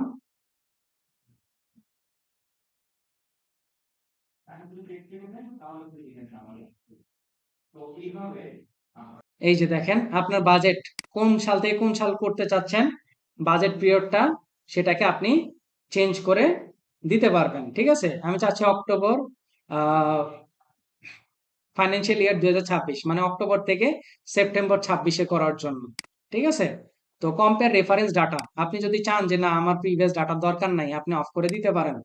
ঠিক আছে, আমার দরকার আছে, এই জন্য আমি চাচ্ছি যে আমার প্রিভিয়াস ডাটাগুলো কত আছে সেটা আমার থাকুক। হ্যাঁ, বাজেট ইয়ারলি বেসড করা যায়, কোয়ার্টারলি বেসড করা যায়, এবং মান্থলি বেসড, তিনটা অনুযায়ী আপনি বাজেট করতে পারবেন। ঠিক আছে, এই তিনটাই ভাই, মান্থলি, কোয়ার্টারলি, ইয়ারলি, তিনটার বাইরে যেতে পারবেন না। ধরেন আহ আমি একটা আপনাদেরকে এখানে যতগুলো চার্ট অফ অ্যাকাউন্ট, এই চার্ট অফ অ্যাকাউন্ট গুলো কোথা থেকে আসছে? আপনার অ্যাকাউন্টে এগুলো এক্সিস্ট করতেছে, তাই না? এই যে এক্সিস্ট করতেছে, ধরেন আমি সেলস অফ প্রোডাক্ট ইনকামে যাই। সেলস অফ প্রোডাক্ট ইনকামে গিয়ে আমি একটু দেখাই। ধরেন আপনি চাচ্ছেন, এখানে আছে 33,560, আপনি চাচ্ছেন হচ্ছে 50,000 আপনার বাজেট। বাজেট টোটাল আপনি ধরছেন, আপনার সেলস হবে কত? 50,000। এই যে যে অ্যারো চিহ্নটা আছে, এটা যদি দেন, আপনি কি করতেছেন? মান্থলি না? আপনি কোন বাজেটটা করতেছেন? মান্থলি বাজেট করতেছেন। তাহলে 50,000-কে 12 দিয়ে ভাগ করলে কত হয়? 12 দিয়ে গুণ করলে গুণ কেন করবেন? আপনি যে ধরছেন আপনার বাজেটের টোটাল। আমি এটাকে ক্লিক করা মাত্রই দেখেন এই যে সব জায়গায় চলে গেছে না, এটা 4,166.67। ঠিক আছে, এখন ধরেন কোনো কারণে আপনি কোথাও একটা চেঞ্জেস করার প্রয়োজন পড়লো, ধরেন আপনার চেঞ্জ করার প্রয়োজন পড়লো হচ্ছে এপ্রিল 26, এই যে এপ্রিলের 26, এখন আপনি কি করতে হবে? ম্যানুয়ালি এসে এটাকে চেঞ্জ করতে হবে। এই যে ধরেন আপনি ধরলেন যে এত হবে না, ওই মাসে আপনার 30,000 সেল হবে। ঠিক আছে, 30,000 সেল হবে। এখন এই অ্যারো চিহ্নটাকে যদি দেন, তাহলে এই সামনে দিয়ে 30,000টা কি বাকিগুলোর মধ্যে চলে যাবে। এই যে দেখেন, দেখছেন 30,000 সামনে চলে গেছে না? Just copy and error paste. তাহলে আপনার বাজেটটা গিয়ে চেঞ্জ, তাহলে তো আপনার টোটাল বাজেটও চেঞ্জ হয়ে যাওয়ার কথা, তাই না? তাহলে এই যে দেখেন টোটাল বাজেট চেঞ্জ হয়ে কত হয়েছে? 2,05,000 হয়ে গেছে। তো আপনারা আপনাদের যে চার্ট অফ অ্যাকাউন্ট গুলো আছে, নিজের মেধা খাটায় একটা বাজেট তৈরি করবেন, আমি দেখবো। হ্যাঁ, বাজেট তৈরি করার পরে এখান থেকে যে প্রিন্ট অপশনে, এই যে এক্সপোর্ট টু এক্সেল এবং প্রিন্ট অ্যাজ পিডিএফ, এই যে এখান থেকে, হ্যাঁ, আপনারা প্রিন্ট আউট করে নিতে পারেন বা এক্সপোর্ট করতে পারেন, যে কোনো নিজের আচ্ছা, মনে করে এখানে একটা বাজেট তৈরি করবেন। বাজেটটা আপনি যেটা দিলেন যে 30,000 হওয়ার কারণে 2,05,000 হয়ে গেছে। এখন এটা কি আমার এরকম থাকতে পারে যে আমি এই মাসে আমার প্রতি মাসে সেলের টার্গেট হচ্ছে সেল 4,000 একটা চেয়ে যাবে। এখন কোনো এক মাসে আমার মনে হচ্ছে যে না এই মাসে আমার সেলসটা বেশি হবে। তাহলে আমার বা অন্য একটা মাসে কম হবে। হুম, তখন এটাকে আমি যখন চেঞ্জ ম্যানুয়ালি এসে করতেছি, চেঞ্জ করতে হবে। ওইটাই বলতেছি ম্যানুয়ালি চেঞ্জ করলে এখন এটা কি তখন সবগুলা মান্থে অ- যদি চেঞ্জ হয়ে যায় তখন তো না, আপনি যদি এরর না দেন, ধরেন আমি এখানে আরেকটা চেঞ্জ করে দেখাই, ধরেন আমি এটা দিয়ে দিলাম হচ্ছে কত? 12,000।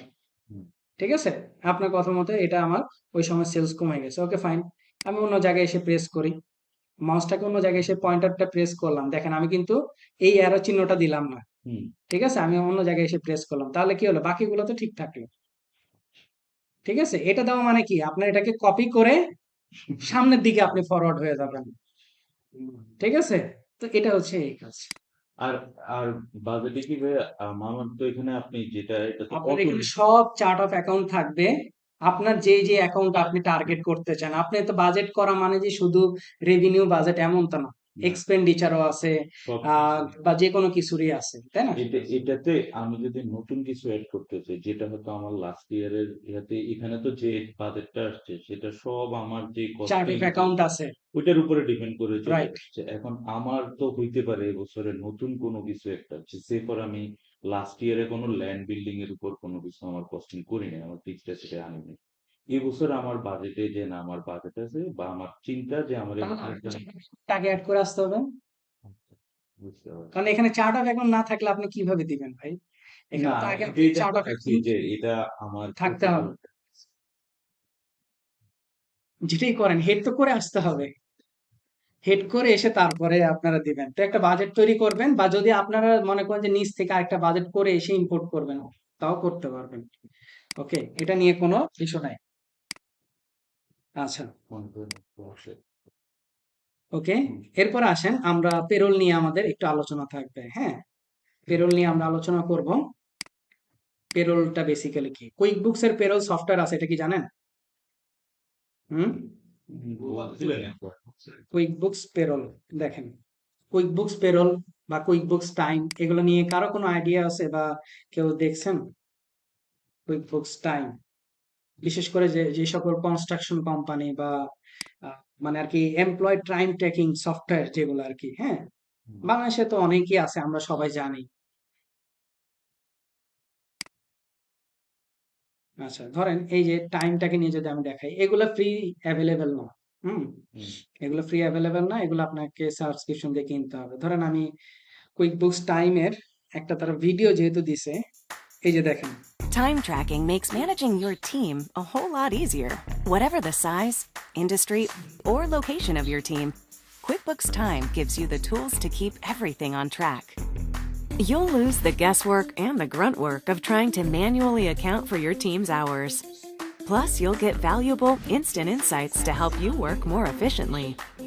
In the QuickBooks Time app, employees and contractors can easily clock in and out with a tap from anywhere on any device. There's also a tablet punch clock that's perfect for central workplaces. With geofencing technology, you can quickly tie jobs to specific locations. The app automatically reminds employees to clock in when they arrive and clock out when they leave the job site. And mileage tracking makes tax filing and reimbursements fast and accurate. On the QuickBooks Time dashboard, you can create schedules and see the status of everyone on your team, who's working where and on what projects. Project tracking is a real game changer. It helps you instantly compare your budgeted hours to actual hours so you can make informed decisions in the moment and plan more accurate estimates for the future. You can also use the app to share notes and photos on the progress of each project, making it easy to collaborate with your team, stay on schedule, and stick to your budget. Time tracking syncs automatically with QuickBooks and other services, keeping your books up to date with accurate payroll information, including overtime and vacation time.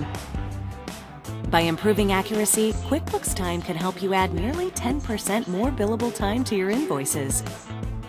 For your team, it's a simple way to track their time. For you, it means less time following up and more time running your business. QuickBooks Time, the simple way to manage your team. এটা হচ্ছে quick books টাইমের কাজ, মানে Jio fencing technology যেটাকে আর কি বলা হয়। Quick books যেটাকে বলছে, 100% স্মার্ট ওয়ার্কার হইতে হবে। রাইট। মানে সবার এখানে ডিভাইস সবার আপনার কাছে থাকতে হবে। এই যে দেখেন, মানে আর কি এখানে পার আওয়ারে আপনাকে 1 ইউজার, 5 ইউজার, প্রত্যেকজন ইউজারের জন্য আপনাকে কত ডলার পে করতে হয় সেটা এক্সট্রা ভাবে আপনাকে পারচেস করতে হবে, ঠিক আছে? ঠিক এরকম ভাবেই হচ্ছে কুইক বুকস পেরোল। কারণ বাইরের দেশে এগুলা কোম্পানি তো সফটওয়্যার কোম্পানি, তারা চায় যে আলাদা আলাদা সবকিছু থাকুক, হ্যাঁ। তো এই জন্য তারা জিনিসগুলোকে আলাদা করে রাখছে। সেম ভাবে দেখেন, ধরেন আমি পেরোলের যদি তাদের একটা ভিডিও আছে, ভিডিওটা যদি দেখাই, পেরোল সার্ভিস, এগুলো সবই হচ্ছে ইনটিউটের প্রোডাক্ট। দেখেন, It started with you, then it grew. Now it's also made of them, the people who make it possible. Your business is more than just you. That's why we made QuickBooks Online Payroll do more than just payroll.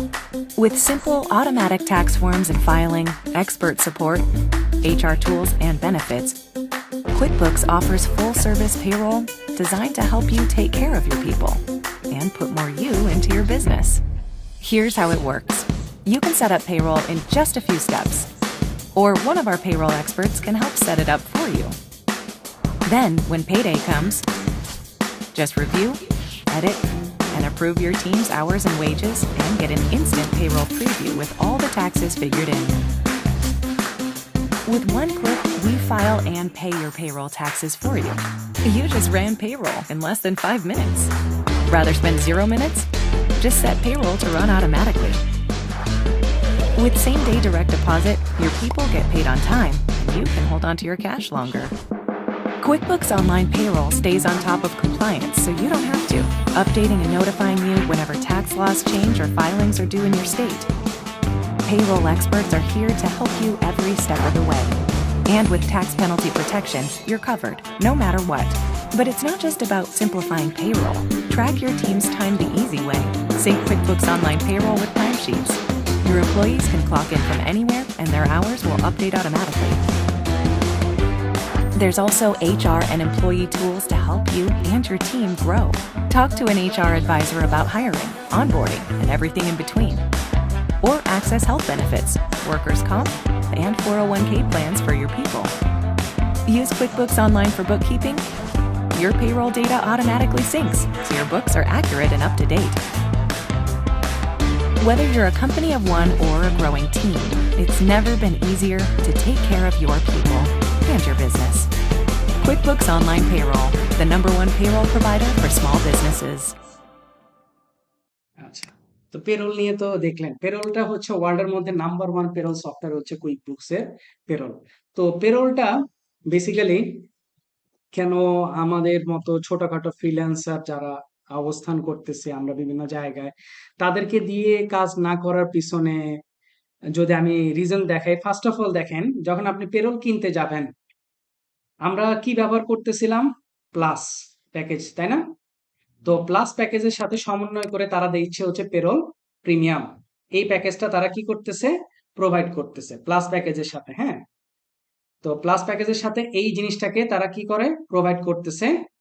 তো দেখেন,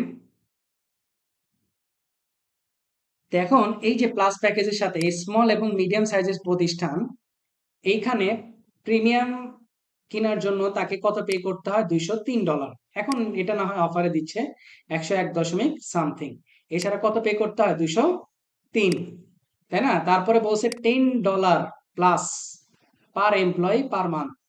প্রত্যেকটা এমপ্লয়ির জন্য $10 করে charge আপনাকে pay করতে হবে। ঠিক আছে? ধরেন আপনার প্রতিষ্ঠানে আছে 10 জন, তাহলে প্রত্যেক জনের জন্য এক্সট্রা করে আপনাকে $10 পে করতে হবে। তার মানে আরো $100। ঠিক আছে? আরো $100, তাহলে 203 প্লাস আরো 100, তাহলে কত? 303। আবার আপনি যখন প্লাস কিনতে যাচ্ছেন তখন আরো একটা পে করতে হচ্ছে। ঠিক আছে? তো এটা আসলে ছোটখাটো প্রতিষ্ঠানের জন্য সেটা অ্যাফোর্ড করা সম্ভব না। আর পেরোলের ক্ষেত্রে না পাওয়ার আরো অনেক কিছু রিজন আছে। যেরকম দেখছেন যে বিভিন্ন দেশের পেরোল কিন্তু বিভিন্ন সিস্টেমে চলে। ঠিক আছে? বিভিন্ন সিস্টেমে চলে, বিভিন্ন ফাইলিং করতে হয়। যেরকম আপনার বিভিন্ন ফাইল 1099, 401, তারপরে হচ্ছে এমপ্লয়ীদের আলাদা হেলথ ইন্স্যুরেন্স, তারপরে যে আলাদা যে প্র্যাকটিক্যাল যে কাজগুলা, ওয়ার্কম্যান কম্পেনসেশন, হ্যাঁ। তো এই জিনিসগুলা আপনাকে কি করতে হয়? একজন এক্সপার্টের সাহায্য নিয়ে করতে হয়, তাই না? তো এখন পেরোল নিয়ে যদি কাজ তাহলে কারা করে? পেরোল নিয়ে কাজ করে হচ্ছে বিভিন্ন ধরনের বড় বড় এজেন্সি গুলো। কারণ তারা যখন কিনে, বড় একটা প্যাকেজ কিনে, তখন তার অনেকগুলা ক্লায়েন্ট থাকে, সে অনেকগুলা ক্লায়েন্টের সে ম্যানেজমেন্ট করে দিতে পারে। তো তাহলে আমাদের তো আমরা শিখতেছি কোনটা? কুইকবুকস পেরোল সফটওয়্যার নাকি QuickBooks software? QuickBooks online software, তাই না? তাহলে এখানে কি পেরোলে কাজ করা যায় না? অবশ্যই কাজ করা যায়। তবে সেই ক্ষেত্রে আপনি যদি পেইড ভার্সন কিনতেন, ডিরেক্ট সরাসরি কানেকশন করে এই যে এখান থেকে কানেক্টেড করে নিয়ে কিনতে পারতেন, হ্যাঁ। এই দেখেন এখানে এই যে পেরোলের যদি পেরোল নাই অপশনটা, যদিও অনেক সময় দেখবেন যে অনেকগুলাতে পেরোল নামক একটা অপশন আছে, পাশে একটা আপনার ডায়মন্ডের মতো একটা চিহ্ন থাকে। ঠিক আছে? সেটা মানে বোঝা যায় হচ্ছে পেইড ভার্সন, পেইড ভার্সনে কিনতে হয়। আচ্ছা, নাই এখানে, হ্যাঁ। তো আচ্ছা, যাই হোক। তো এখন আমাদের কাজ অ্যাজ এন বুককিপার আর অ্যাকাউন্টেন্ট হিসেবে আমাদের কাজটা হচ্ছে পেরোলটাকে আমরা বুককিপিং করে দিব। তাহলে বুককিপিংটা কিভাবে করব? বুককিপিংটা করতে হলে আমাকে জার্নাল ছাড়া আর অন্য কোনো জার্নাল ওয়ে নাই। ঠিক আছে, জার্নাল দিয়ে আমাকে এই জিনিসটাকে সেটেল আপ করতে হবে। হ্যাঁ, তো জার্নাল দিয়ে জিনিসটাকে সেটেল আপ করতে হবে। দেখেন, তার আগে আমি পেরোলের একটা রিপোর্ট আপনাদেরকে দেখায় নিয়ে আসি। নর্মালি পেরোলের রিপোর্টটা কেমন হয়, আমি এটাকে এক্সেলে আর কি নিয়ে আসি। এই যে পেরোল ডিটেলস রিপোর্ট, এই যে একটা পেরোল ডিটেলস রিপোর্ট। এখানে পেরোলের মধ্যে রিপোর্টের মধ্যে থাকবে একটা কলাম, থাকবে হচ্ছে পেমেন্ট, যেটা রেগুলার পেমেন্ট করা হয়, তার ঘন্টা প্রতি হিসাব করে তার একটা অ্যামাউন্ট ধরা হয়।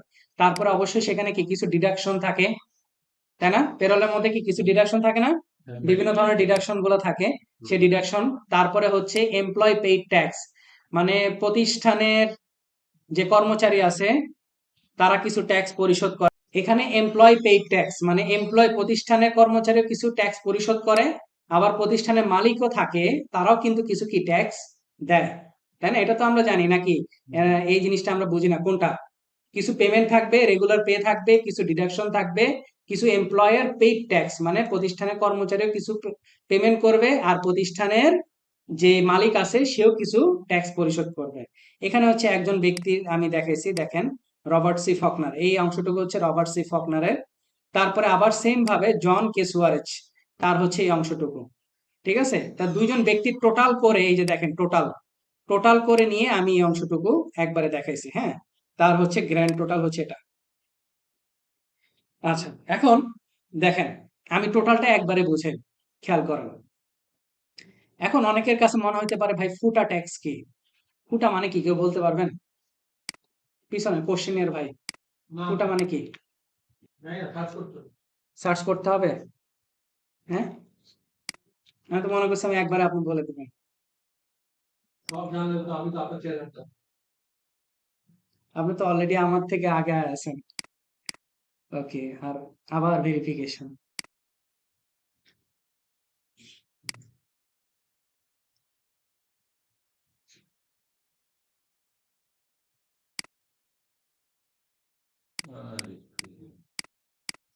মাঝে মধ্যে খুব বিরক্ত হয়ে গেছি।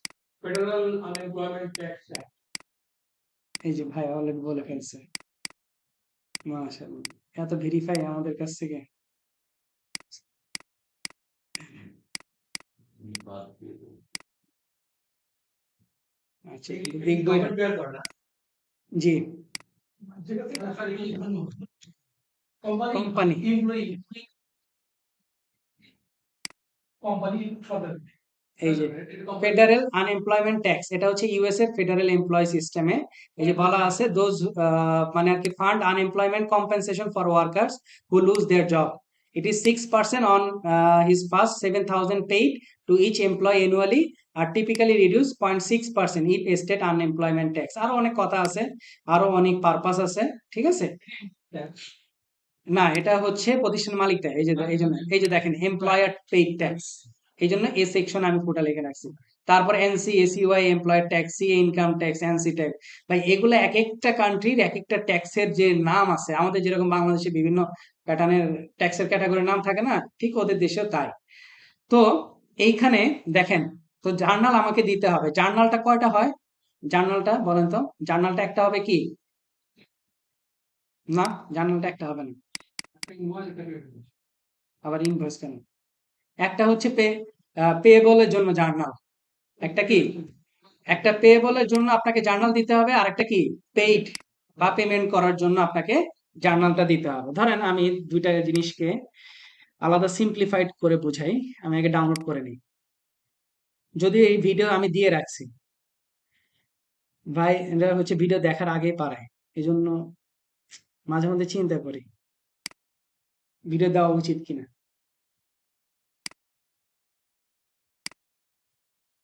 ইয়াকুব ভাই, ভিডিও দেওয়া কি উচিত বলেন তো? না অবশ্যই না, উচিত না।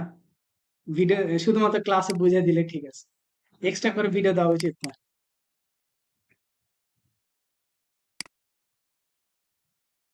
ওকে, আমি দুইটা রিপোর্টটাকে পাশাপাশি আমি রাখবো, তাহলে আপনাদের জন্য বুঝতে সুবিধা হবে।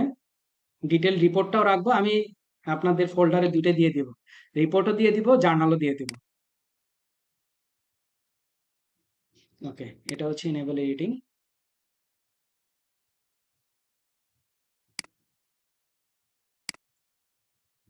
আর এটা হচ্ছে আমার জার্নাল।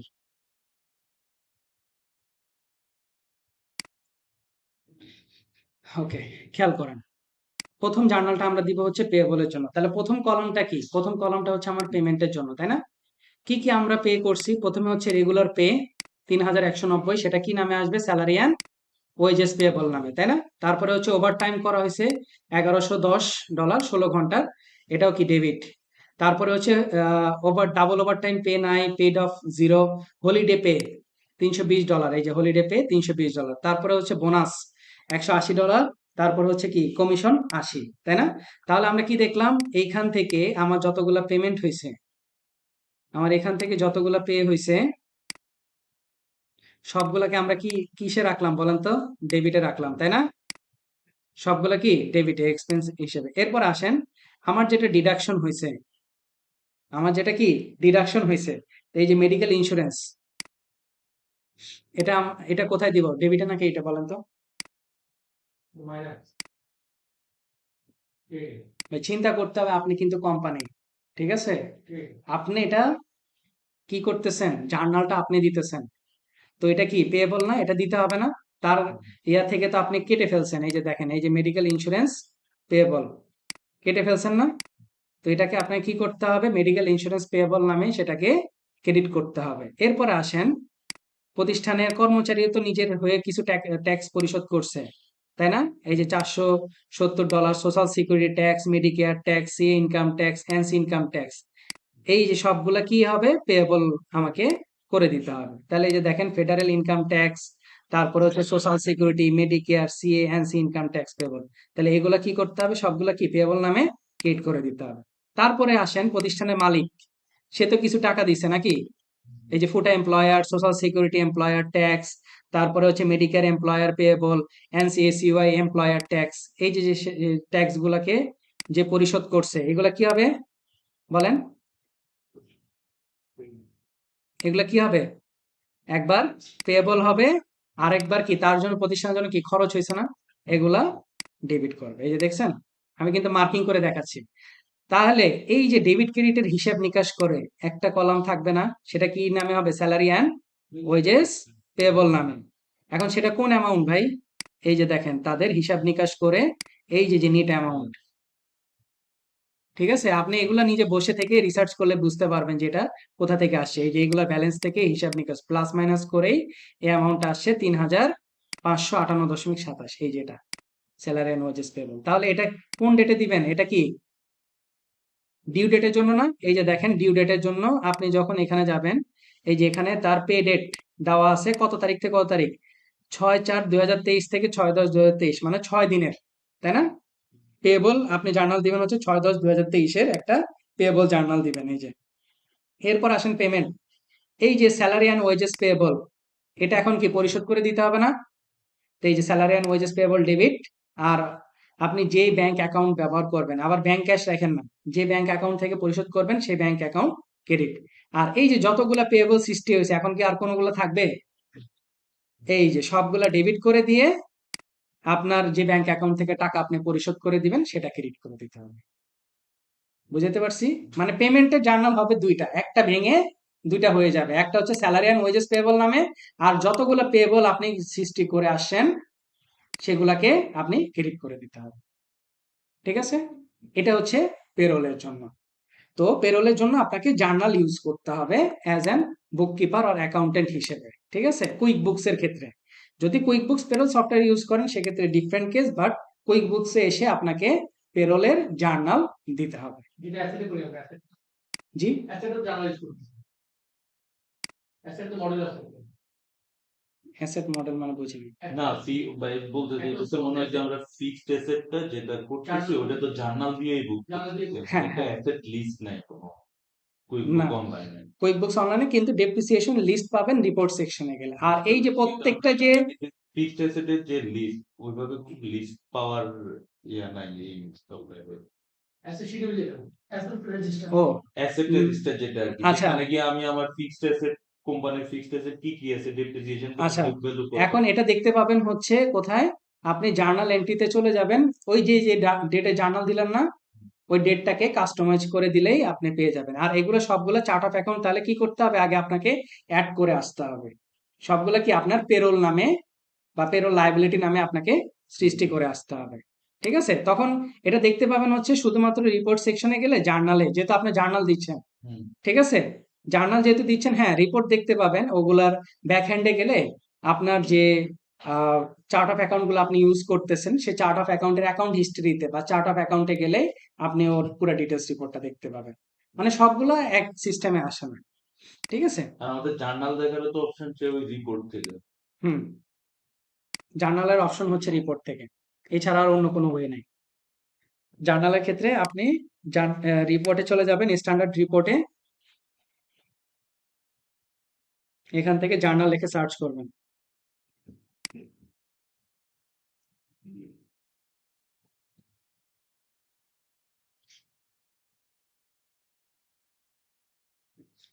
জার্নাল লিখে সার্চ করার পরে আপনার জার্নালে পুরা A to Z অ্যাকাউন্টের যতগুলো আপনি জার্নাল ইউজ করছেন বা আপনার ব্যাক হ্যান্ডে যতগুলো জার্নাল হয়েছে, এই যে ভাই, এই যে আপনার ডেট কাস্টম, এখান থেকে এখানে ডেট কাস্টম করে দিতে হবে। ঠিক আছে, আমরা অল ডেট দিই কেন, যাতে সব জার্নাল একবারে দেখা যায়, এই জন্য। এই যে দেখেন, আপনার যতগুলো জার্নাল আপনার ব্যবহার হয়েছে ব্যাক হ্যান্ডেও, ঠিক আছে, শুধু যে ম্যানুয়ালি এমন না, ব্যাক হ্যান্ডে যতগুলো জার্নাল আপনার ব্যবহার হয়ে আসে বা যতগুলো তারা দিছে, যে ডেবিট ক্রেডিট সম্পূর্ণ কিছুই, এই যে পাশে দেখেন ডেবিট ক্রেডিট অ্যাকাউন্টের full name, distribution memo, name number সহ আপনার সামনে ভিজিবল হবে। ওকে, তো আমরা এখন দেখব হচ্ছে কুইক বুকস। আমি আপনাদের ফার্স্ট ক্লাসে বলছিলাম যে কুইক বুকস এর সাথে অন্য কোনো সফটওয়্যার কানেক্টেড করা যায় কিনা। আসলে অন্য কোনো সফটওয়্যার কেন আসছে কথাটা, মানে আর কি, ধরেন যখন আপনার কাছে ফাইন্যান্সিয়াল ডকুমেন্ট অনেক বেশি থাকবে, তখন সেক্ষেত্রে কিন্তু মানে আপনার বিভিন্ন ধরনের থার্ড পার্টি অ্যাপস আপনাকে ইউজ করতে হয়। কেন? কারণ বাইরের দেশে প্রত্যেকটা জিনিসগুলো তারা একটু আলাদা আলাদা করে রাখছে, সাজানো গোছানো করে রাখছে। আমাদের বাংলাদেশের মতো যেরকম হজবরল সিস্টেম নেই, তো যেরকম দেখছেন পেরোলের আলাদা সিস্টেম, টাইমের আলাদা সিস্টেম, কুইক বুকস অনলাইন যেটা ফাইন্যান্সিয়াল হেল্প করে সেটার আলাদা সিস্টেম, মানে প্রত্যেকটা সিস্টেম কিন্তু একটা আলাদা। ঠিক আছে, তো এখন কুইক বুকস এর সাথে ডেক্সট সফটওয়্যারটাকে আমরা কানেক্ট করব। এটা কেন আসছে কথাটা, বা আমি এই টপিকটা কেন দেখাই, এটা আগে আমাকে বুঝতে হবে। এই টপিকটা দেখানোর অর্থ হচ্ছে যে যখন ধরেন আপনার একটা ক্লায়েন্ট, আমার তো ফেসবুক পেজ আছে, আপনারা দেখছেন সবাই, তাই না? জি কি কন ইয়াকুব ভাই, পেজ কি দেখছিলেন? জি আচ্ছা, ওই পেজে শুধু কি আমার স্টুডেন্ট আছে, আর অন্য কোনো কেউ নাই? অনেকেই আছে। তো আমার ক্লায়েন্ট আছে, আমি আমার বাস্তব রিয়েল উদাহরণই দিই, এটা কিন্তু অন রেকর্ড চলতেছে, হ্যাঁ, এটা কিন্তু সবাই দেখবেও। তো এটাতে আমার একটা ফ্রাইডেতে, আমি পেজটা ওপেন করছি হচ্ছে বেশি দিন হয় না, অল্প কিছুদিন। তো একটা ফ্রাইডেতে আমি আগে নিচের দিকে যদি আপনারা পোস্ট গুলো পড়েন অ্যাকাউন্ট মাস্টার ইনস্টিটিউটে, তখন দেখবেন যে অনেক কিছু নিয়ে আমি আলোচনা করছি অনেক নিচের দিকে, কারণ যেহেতু পেজে অনেক পোস্ট হয়ে গেছে, নিচের দিকে স্ক্রল করে দেখতে হয় আপনাদের। তো মানে এখন ওইখানে আমাকে একটা ক্লায়েন্ট নক দিছে, সে হচ্ছে জোহো বুকস নিয়ে কাজ করবে, হ্যাঁ, সে হচ্ছে আপনার দুবাইয়ের একটা ক্লায়েন্ট আছে। তো সে হচ্ছে জোহো বুকস নিয়ে তার কাজ, তার একটা অ্যাকাউন্টেন্ট ছিল প্রায় মোটামুটি 5 বছরের মতো, সে হচ্ছে আপনার আফগানিস্তানের বাসিন্দা। তো সে মানে আর কি, তার একটা রেস্টুরেন্ট বিজনেস আছে। তো যে অ্যাকাউন্টেন্টকে রাখছে মানে তারই একজন রিলেটিভ, হুম। সে অ্যাকাউন্টটাকে পুরো একটা হিজিবিজি করে রাখছে। মানে তার কথা হলো যে আমি রেস্টুরেন্ট বিজনেস করি দুবাইয়ের মতো একটা জায়গায়, আমি ইঞ্জিনিয়ারিং, সে বেসিক্যালি ইঞ্জিনিয়ারিং ব্যাকগ্রাউন্ড থেকে, কিন্তু আমার মাস শেষে আমার কেন নিজের পকেট থেকে টাকা দিতে হচ্ছে। তার মানে নিজের পকেট থেকে টাকা দেওয়া মানে কি, লস হচ্ছে, তাই না? তো এখন তার কথা হলো যে সে আমার ওই পেজের বিভিন্ন আগের ভিডিওগুলো দেখছে। এখন সে আমাকে প্রথমে অ্যাপ্রোচ করছে হচ্ছে মানে জো বুকস এর কয়েকটা প্রবলেম নিয়ে, আমি তাকে ফ্রি সার্ভিস দিয়ে দিছি। দেওয়ার পরে তখন সে আমাকে বলল যে আমার এইরকম একটা প্রবলেম, আপনি সর্ট আউট করে দিতে পারবেন কিনা। আমি বললাম যে কিরকম প্রবলেম, মানে আর কি তার কিছু ইনভয়েস এক্সপেন্ডিচার বা বিভিন্ন খাত কিছু ইস্যু নিয়ে সে আমাকে বলছে, সেগুলো সমস্যা আছে। তো আমি বললাম যে ওকে ফাইন, আমি করে দিতে পারবো। এখন তার কাজটা, তার সাথে মোটামুটি কনভারসেশন হচ্ছে জুম্মার নামাজের মধ্যেই, মানে খুতবা চলতেছে, তার সাথে আমি কনভারসেশন করতেছি, যদিও কাজটা সঠিক না। তো যাই হোক, যেহেতু বাইরের দেশের টাইমের সাথে আমাদের মিলে না, তো আমি মেসেজ দিলাম। মেসেজ দেওয়ার পরে সে আমাকে বলে যে ওকে ফাইন, আপনি যেহেতু জো বুকস এর থেকে কুইক বুকস আমাকে প্রেফার করতেছেন, তাহলে আমাকে 7 বছরের অ্যাকাউন্টস আপনি কুইক বুকসে সেট আপ করে দিবেন, এই যাবে 7 ইয়ার্স। ওকে ফাইন, আমি করে দিব। আমি তার আগে বললাম যে আপনাকে যে রানিং যে বিজনেসটা আপনি করতেছেন, ঠিক আছে, আপনি রানিংটাকে আপনি কুইক বুকসে আপনাকে সেট আপ করে দিচ্ছি, আপনি এটাকে স্টার্টটা করে ফেলেন। আমি ব্যাক হ্যান্ডে আমি দেখতেছি কি করা যায়, ব্যাক হ্যান্ডে আমি সেটা কি করতেছি এখন। মানে আর কি খুবই এক্সাইটমেন্টের বশবর্তী হয়ে আপনাদের মতো, মানে আর কি 7 বছরের কাজ সে আমাকে করাবে, বিশাল বড় একটা অ্যামাউন্ট তার কাছ থেকে আমি চাইছি, ঠিক আছে, মোর দেন মানে আর কি লাখের বেশি। তো যাই হোক, তো তার কথা হচ্ছে যে আমাকে করে দিতে হবে উইদিন 7 ডেজ, দিনে 7 ডেজ বা 10 দিনের মধ্যে তাদের ট্যাক্সের পিরিয়ড চলে আসছে, ট্যাক্স জমা দিতে হবে। তো আমি বললাম যে ওকে ফাইন, আমি তখন তার কাছ থেকে ডাবল অ্যামাউন্ট চার্জ করছি। তো তাকে বলার পরে সে বললো যে ওকে ফাইন ভাই, আমি আপনাকে, আপনি যেই টাকা সার্ভিস চার্জ হিসেবে নিচ্ছেন কনসালটেন্সি ফি হিসেবে, সেই টাকায় আমি আপনাকে টিপস হিসেবে দেব। আচ্ছা। মানে আমার টাকা কয় কয় গুণ হয়ে গেছে, 4 গুণ হয়ে গেছে, তাই না? 1 গুণ আমি চাইছি, তার কাজ দেখে 2 গুণ করছি। সে আমাকে বলছে যে ওই টাকায় আমি টিসিএ দেবো, তার মানে কি 4 গুণ সে আমাকে টাকা পে করবে। বিলিভ মি অর নট, তার যখন একদিনের ট্রানজেকশন আমি যখন কুইক বুকসে ইম্পোর্ট করার জন্য আমি বসছি, আমার মাথা হ্যাং হয়ে গেছে। 3,000 ইনভয়েস ভাই, একটা রেস্টুরেন্ট তো। 20 টাকার একটা পানির বোতল কিনলেও তো সেটা ইনভয়েস হচ্ছে, হ্যাঁ একটা ক্যান কিনলে সেটাই এখন আমার কথা হলো যে আমি এতগুলো ইনভয়েস আমি কতক্ষণে আমি এক্সেলে সাজাবো, কতক্ষণে আমি কি করব, ইম্পোর্ট দিব, তাই না? তখন আমার মাথায় আসছে যে আলাদা একটা সফটওয়্যার আমি ওনাকে ব্যবহার করানো শিখাই, শিখালে আমার বেনিফিটটা কি হবে, ওটা কিনতে খরচ অল্প একটু। তাকে বুঝাই সুঝে বলছি আপনার কাজ কোনো কিছু না, শুধু আপনার একটা ইনভয়েস হবে, সুন্দর মতো ছবিটা তুলবেন, আমার অ্যাকাউন্টে চলে আসবে। এখন আমি যদি না জানতাম, তাহলে আমার কাজটা কি হইতো, টাকাও পেতাম না, কাজও হইতো না। তাহলে এই যে ফাইন্যান্সিয়াল ডকুমেন্ট, সে ওইখান থেকে বসে থেকে ছবিগুলোকে তুলছে, আমি এখান থেকে বসে দেখে দেখে সবগুলোকে জাস্টিফাই করে ইম্পোর্ট দিয়ে দিছি। তাহলে এই যে দেখেন, এটা বলার অর্থ হচ্ছে ধরেন ক্লায়েন্ট আপনার অন্য একটা জায়গায়, আপনার কাছে অনেক হিউজ ডাটা আছে, সেটাকে আপনি নর্মালি আমরা কুইক বুকসে যখন কি কাজ করতে যাই, ইম্পোর্ট ডাটা দেখে আসছি, তাই না? ইম্পোর্ট ডাটা, ভাই ইম্পোর্ট ডাটা করার জন্য হলেও তো আপনাকে একটা এক্সেল বানাইতে হয়। তাহলে এক্সেল বানানো কিন্তু এত সহজ কথা না, সময় ব্যাপার অনেক সময় অনেক ধৈর্য। সেখানে আপনি একটা যখন ইনভয়েস বানাইতে যাবেন, শুধু যে ইনভয়েসের আপনার নাম্বার থাকবে এমন না, ইনভয়েসের আপনার ডেট থাকবে, ডিউ ডেট থাকবে, প্রোডাক্ট সার্ভিসের নেম থাকবে, ট্যাক্স থাকবে, তারপরে হচ্ছে আলাদা সার্ভিস ডেট, ডিপোজিট থাকবে, তারপর ডিসকাউন্ট থাকবে, কত কিছু থাকবে না? তাহলে এত কিছু নিয়ে আপনি যখন একটা ইনভয়েসকে এক্সেলে বানাইতে যাবেন, তো মিনিমাম না হলেও তো আপনার আধা ঘন্টার বেশি চলে যাবে। তাহলে এই যে ইম্পোর্ট ডাটা, আমি এই জন্য যখন আপনার কাজ অনেক বেশি হিউজ হয়ে যাবে, ভারী হয়ে যাবে, তখন আপনি ক্লায়েন্টকে বলবেন যে আপনি আরেকটা সফটওয়্যার কিনেন, থার্ড পার্টি অ্যাপস, সেটাকে আপনি কুইক বুকস এর সাথে কানেক্টেড করে দিবেন। আপনার কাজটা হচ্ছে কুইক বুকস এর সাথে কানেক্ট করে দেওয়া। তারপরে সে যা কাজ করবে, সে যে ছবিগুলো আমাকে তুলে দিছে, সবগুলো ছবি কি আমার অ্যাকাউন্টে এই যে কুইক বুকস এ ভিজিবল হয়েছে, আমি সুন্দর মতো দেখছি আর কি ইম্পোর্ট করে দিয়ে দিছি। মানে ছবি দিয়েই হ্যাঁ, ঠিক আছে, শুধু ইনভয়েস উদাহরণ হিসেবে দিলাম, আরো অন্যান্য আছে, বিল আছে, এক্সপেন্স আছে, ব্যাংক ডকুমেন্ট আছে, এগুলো করা যায়।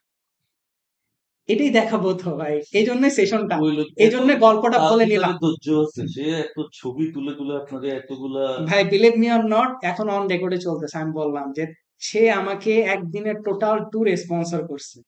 একদিন আমি বাংলাদেশ থেকে গিয়ে ওইখানে দুবাইতে ঘুরে আসছি, ঠিক আছে। সে আমার বাসায় গিফট থেকে শুরু করে অনেক কিছু পাঠাইছে, অ্যাজ এ মুসলিম হিসেবে, সেও মুসলিম আমিও মুসলিম হিসেবে এই ধরনের জিনিস সে আমাকে দিছে। সে এরপরে অনেকবার আমাকে রিকোয়েস্ট করছে, কিন্তু আমারই একটা স্টুডেন্ট সে বাইরে গেছে, পরে আমি তাকে সাজেস্ট করে দিছি যে ওনার ওইখানে গিয়ে কাজ করার জন্য, সে কাজ করতেছে এখন। ঠিক আছে? তো পেজের কথা কেন বললাম, পেজটাও কি আমার ওয়ান কাইন্ড অফ কি মানুষকে পোর্টফোলিও হিসেবে আমি প্রেজেন্ট করছি, তাই না? তো আপনাদেরও কিন্তু মার্কেট প্লেসে যখন ক্লাস হবে তখন এরকম পোর্টফোলিও হিসেবে আপনাদের কন্টিনিউয়াসলি মেনটেন করে যেতে হবে। আমি কিন্তু এখনো মেনটেন করতেছি, তাই না? তো এই কাজটা আপনাদের করতে হবে। এখন আসেন, ভাই বলছেন না, আসেন এখন একটু সিনেমাটিক স্টাইলে আমরা চলে যাব। ডেক্সট কানেক্ট টু কুইকবুকস অনলাইন। ডেক্সট আছে, তারপরে জেরোর সাথে আরেকটা কানেক্ট করে দেখাবো। ঠিক আছে? এই যে দেখেন আপনাদের জেরোর যে মানে কোর্স আউটলাইন আছে। ভাই আমার কোর্স সম্পূর্ণ আমি এই জন্য বলছি যে বেসিক টু অ্যাডভান্স। আস্তে আস্তে কি কঠিন পাইছেন না? শুরুর ক্লাসে জামিল ভাই, শুরুর ক্লাসে 4টা 5টা টপিক, বাসায় গিয়ে ভালো লাগে নাই, তাই না? যে ধুর, প্রথম দিনে এত 2টা 4টা টপিক দিছে। আস্তে আস্তে কি টপিক বাড়ছে না? হ্যাঁ, টোটাল 10টা পর্যন্ত হয়েছে। 10টা হয়েছে, কিন্তু সবগুলা টপিককে যদি আমি অনেকে দেখায় যে হ্যাঁ অনেক চুলচেরা বিষয় এতগুলো টপিক, ভাই আমি তো ভাঙলে তো অনেকগুলো টপিক দেখাইতে পারতাম, তাই না? বাট কোর টপিক গুলো হচ্ছে এগুলা যেগুলো আপনারা দেখছেন, প্রত্যেকটা হচ্ছে অ্যাডভান্স লেভেল টপিক। এই যে দেখেন আপনাদের জেরোতেও আমি দেখাবো হচ্ছে হাফ ডগের সাথে কানেক্ট করে দেখাবো, এটাও সিমিলার সফটওয়্যার। ঠিক আছে? এই যে ডেক্সের সাথে কুইকবুক যে কানেক্ট করতেছি এমন না, ডেক্সের সাথে জেরো কানেক্ট করা যায়, অন্যান্য যে সফটওয়্যার আছে সেগুলোও কানেক্ট করা যায়। এখন প্রসেসটা আমরা একটু জেনে রাখবো। ঠিক আছে? প্রসেসটা জেনে রাখবো যাতে আমাদের ইন ফিউচারে এই যে আমি যেরকম সার্ভিস দিতে পারছি আপনারা যাতে দিতে পারেন। এই যে ডেক্সট হচ্ছে একটা সফটওয়্যার কোম্পানি যারা অ্যাকাউন্টিং মানে ক্লাউড বেসড প্ল্যাটফর্ম হিসেবে ইউজ করে। এই যে এখানে অ্যাকাউন্টেন্ট বুক কিপারের জন্য, হ্যাঁ, অনলাইনে সার্চ করলে পাবেন। এটা হচ্ছে ডেক্সট। ফ্রি ট্রায়াল 14 দিনের ফ্রি ট্রায়াল দেয়, এই জন্য আপনাদেরকে দেখাচ্ছি মানে স্ক্রিনশট আকারে। তারপরে welcome to Dext and accounting or book keeping practice. তারপরে free trial, first name last name email address password এবং মোবাইল নাম্বার অবশ্যই আপনার ক্লায়েন্ট যে দেশের তাকেই সেট আপ করতে হবে, নাহলে হোম কারেন্সির ইনফরমেশন ছাড়া হবে না। নেক্সট অপশনে গিয়ে কান্ট্রি, হোম কারেন্সির কান্ট্রি এবং প্র্যাকটিসের নাম দিয়ে তারপরে সাইন আপ করতে হবে। এরপর একটা ইমেল ভেরিফিকেশন আসবে, ইমেলে ভেরিফাই ইমেল করে নেবেন। এরপরে আসেন ডেক্সটের মূল সফটওয়্যারে আমরা যাব। কতজন ব্যক্তি কাজ করতেছে যে কোনো একটা সিলেক্ট করতে পারেন। তারপর এখানে রোল কি, অ্যাকাউন্টেন্ট আর বুক কিপার যে কোনো একটা সিলেক্ট করতে পারেন। তারপরে আপনি ডেক্সটে কি সমস্যা নিয়ে আসছেন আপনার দেখা মতে কয়েকটা দিয়ে দিতে পারেন, হ্যাঁ, দিয়ে কন্টিনিউ দিবেন। এই যে দেখেন ডেক্সটের সাথে এই যে ভাইয়ের সে পছন্দের সফটওয়্যার সেইজ আছে, কিন্তু Sage, QuickBook, Xero, FreeAgent, KashFlow, bright school, other আরো অনেক সফটওয়্যার কানেক্টেড করা যায়। ঠিক আছে? আপনি যে আমরা চাই কুইকবুকস এর সাথে কানেক্ট করব। এই যে কানেক্ট করার পরে প্রথমে কি করলাম, এটা হচ্ছে ডেক্সটের ড্যাশবোর্ড। এইখানে দেখেন একটা অপশন আছে connect and publish your practice book keeping software, মানে এইখানে হচ্ছে মূল কানেকশন। এই যে কানেক্ট সফটওয়্যার নামে একটা অপশন আছে, কানেক্ট সফটওয়্যারে ক্লিক করার পরে কানেক্ট নামক অপশন আসবে। আসার পরে এবার কুইকবুকস অনলাইনে যদি না খুঁজে পান এখান থেকে সফটওয়্যার সার্চ করবেন, কানেক্ট লিখবেন। এই যে দেখেন ডেক্সটের সাথে জাস্ট কুইকবুকস এর কানেকশন। ঠিক আছে? Connect to QuickBooks. এই যে যখনই কানেক্ট করতে যাবেন তখনই আপনার কুইকবুকস এর ইমেল পাসওয়ার্ড এগুলো লাগবে, দিয়ে আপনি কোন কোম্পানির সাথে কানেক্ট করতে চাচ্ছেন কানেক্ট সিলেক্ট করে কানেক্ট করে নেবেন। এই যে আমি চাচ্ছি ডেক্সটের সাথে মিনি কোম্পানি, এই যে আমার এই যে মিনি কোম্পানি, হ্যাঁ, কানেক্ট করতে। এই যে কানেক্ট, এই যে অর্গানাইজেশন কানেক্টেড, একদম সিম্পল, কোনো ঝামেলা নাই কিন্তু। তারপরে এই যে ডেক্স লেখার উপরে ক্লিক করলেই আপনার সামনে এরকম ইন্টারফেস আসবে, সমান ইন্টিগ্রেশন কুইকবুকস বিজনেস। আপনার এই যে দেখেন cost item, sales item, expense item, missing paper work, যে কোনো কিছু আপনি এখান থেকে কাজ করতে পারবেন। ওকে, এগুলা হচ্ছে ম্যানেজ, এখান থেকে ম্যানেজের অপশন। এরপরে আসেন আমরা প্রথমে সেলস অপশনে চলে আসলাম। সেলস এর ইনবক্সে ইন প্রসেসিং আর্কাইভ 3টা অপশন।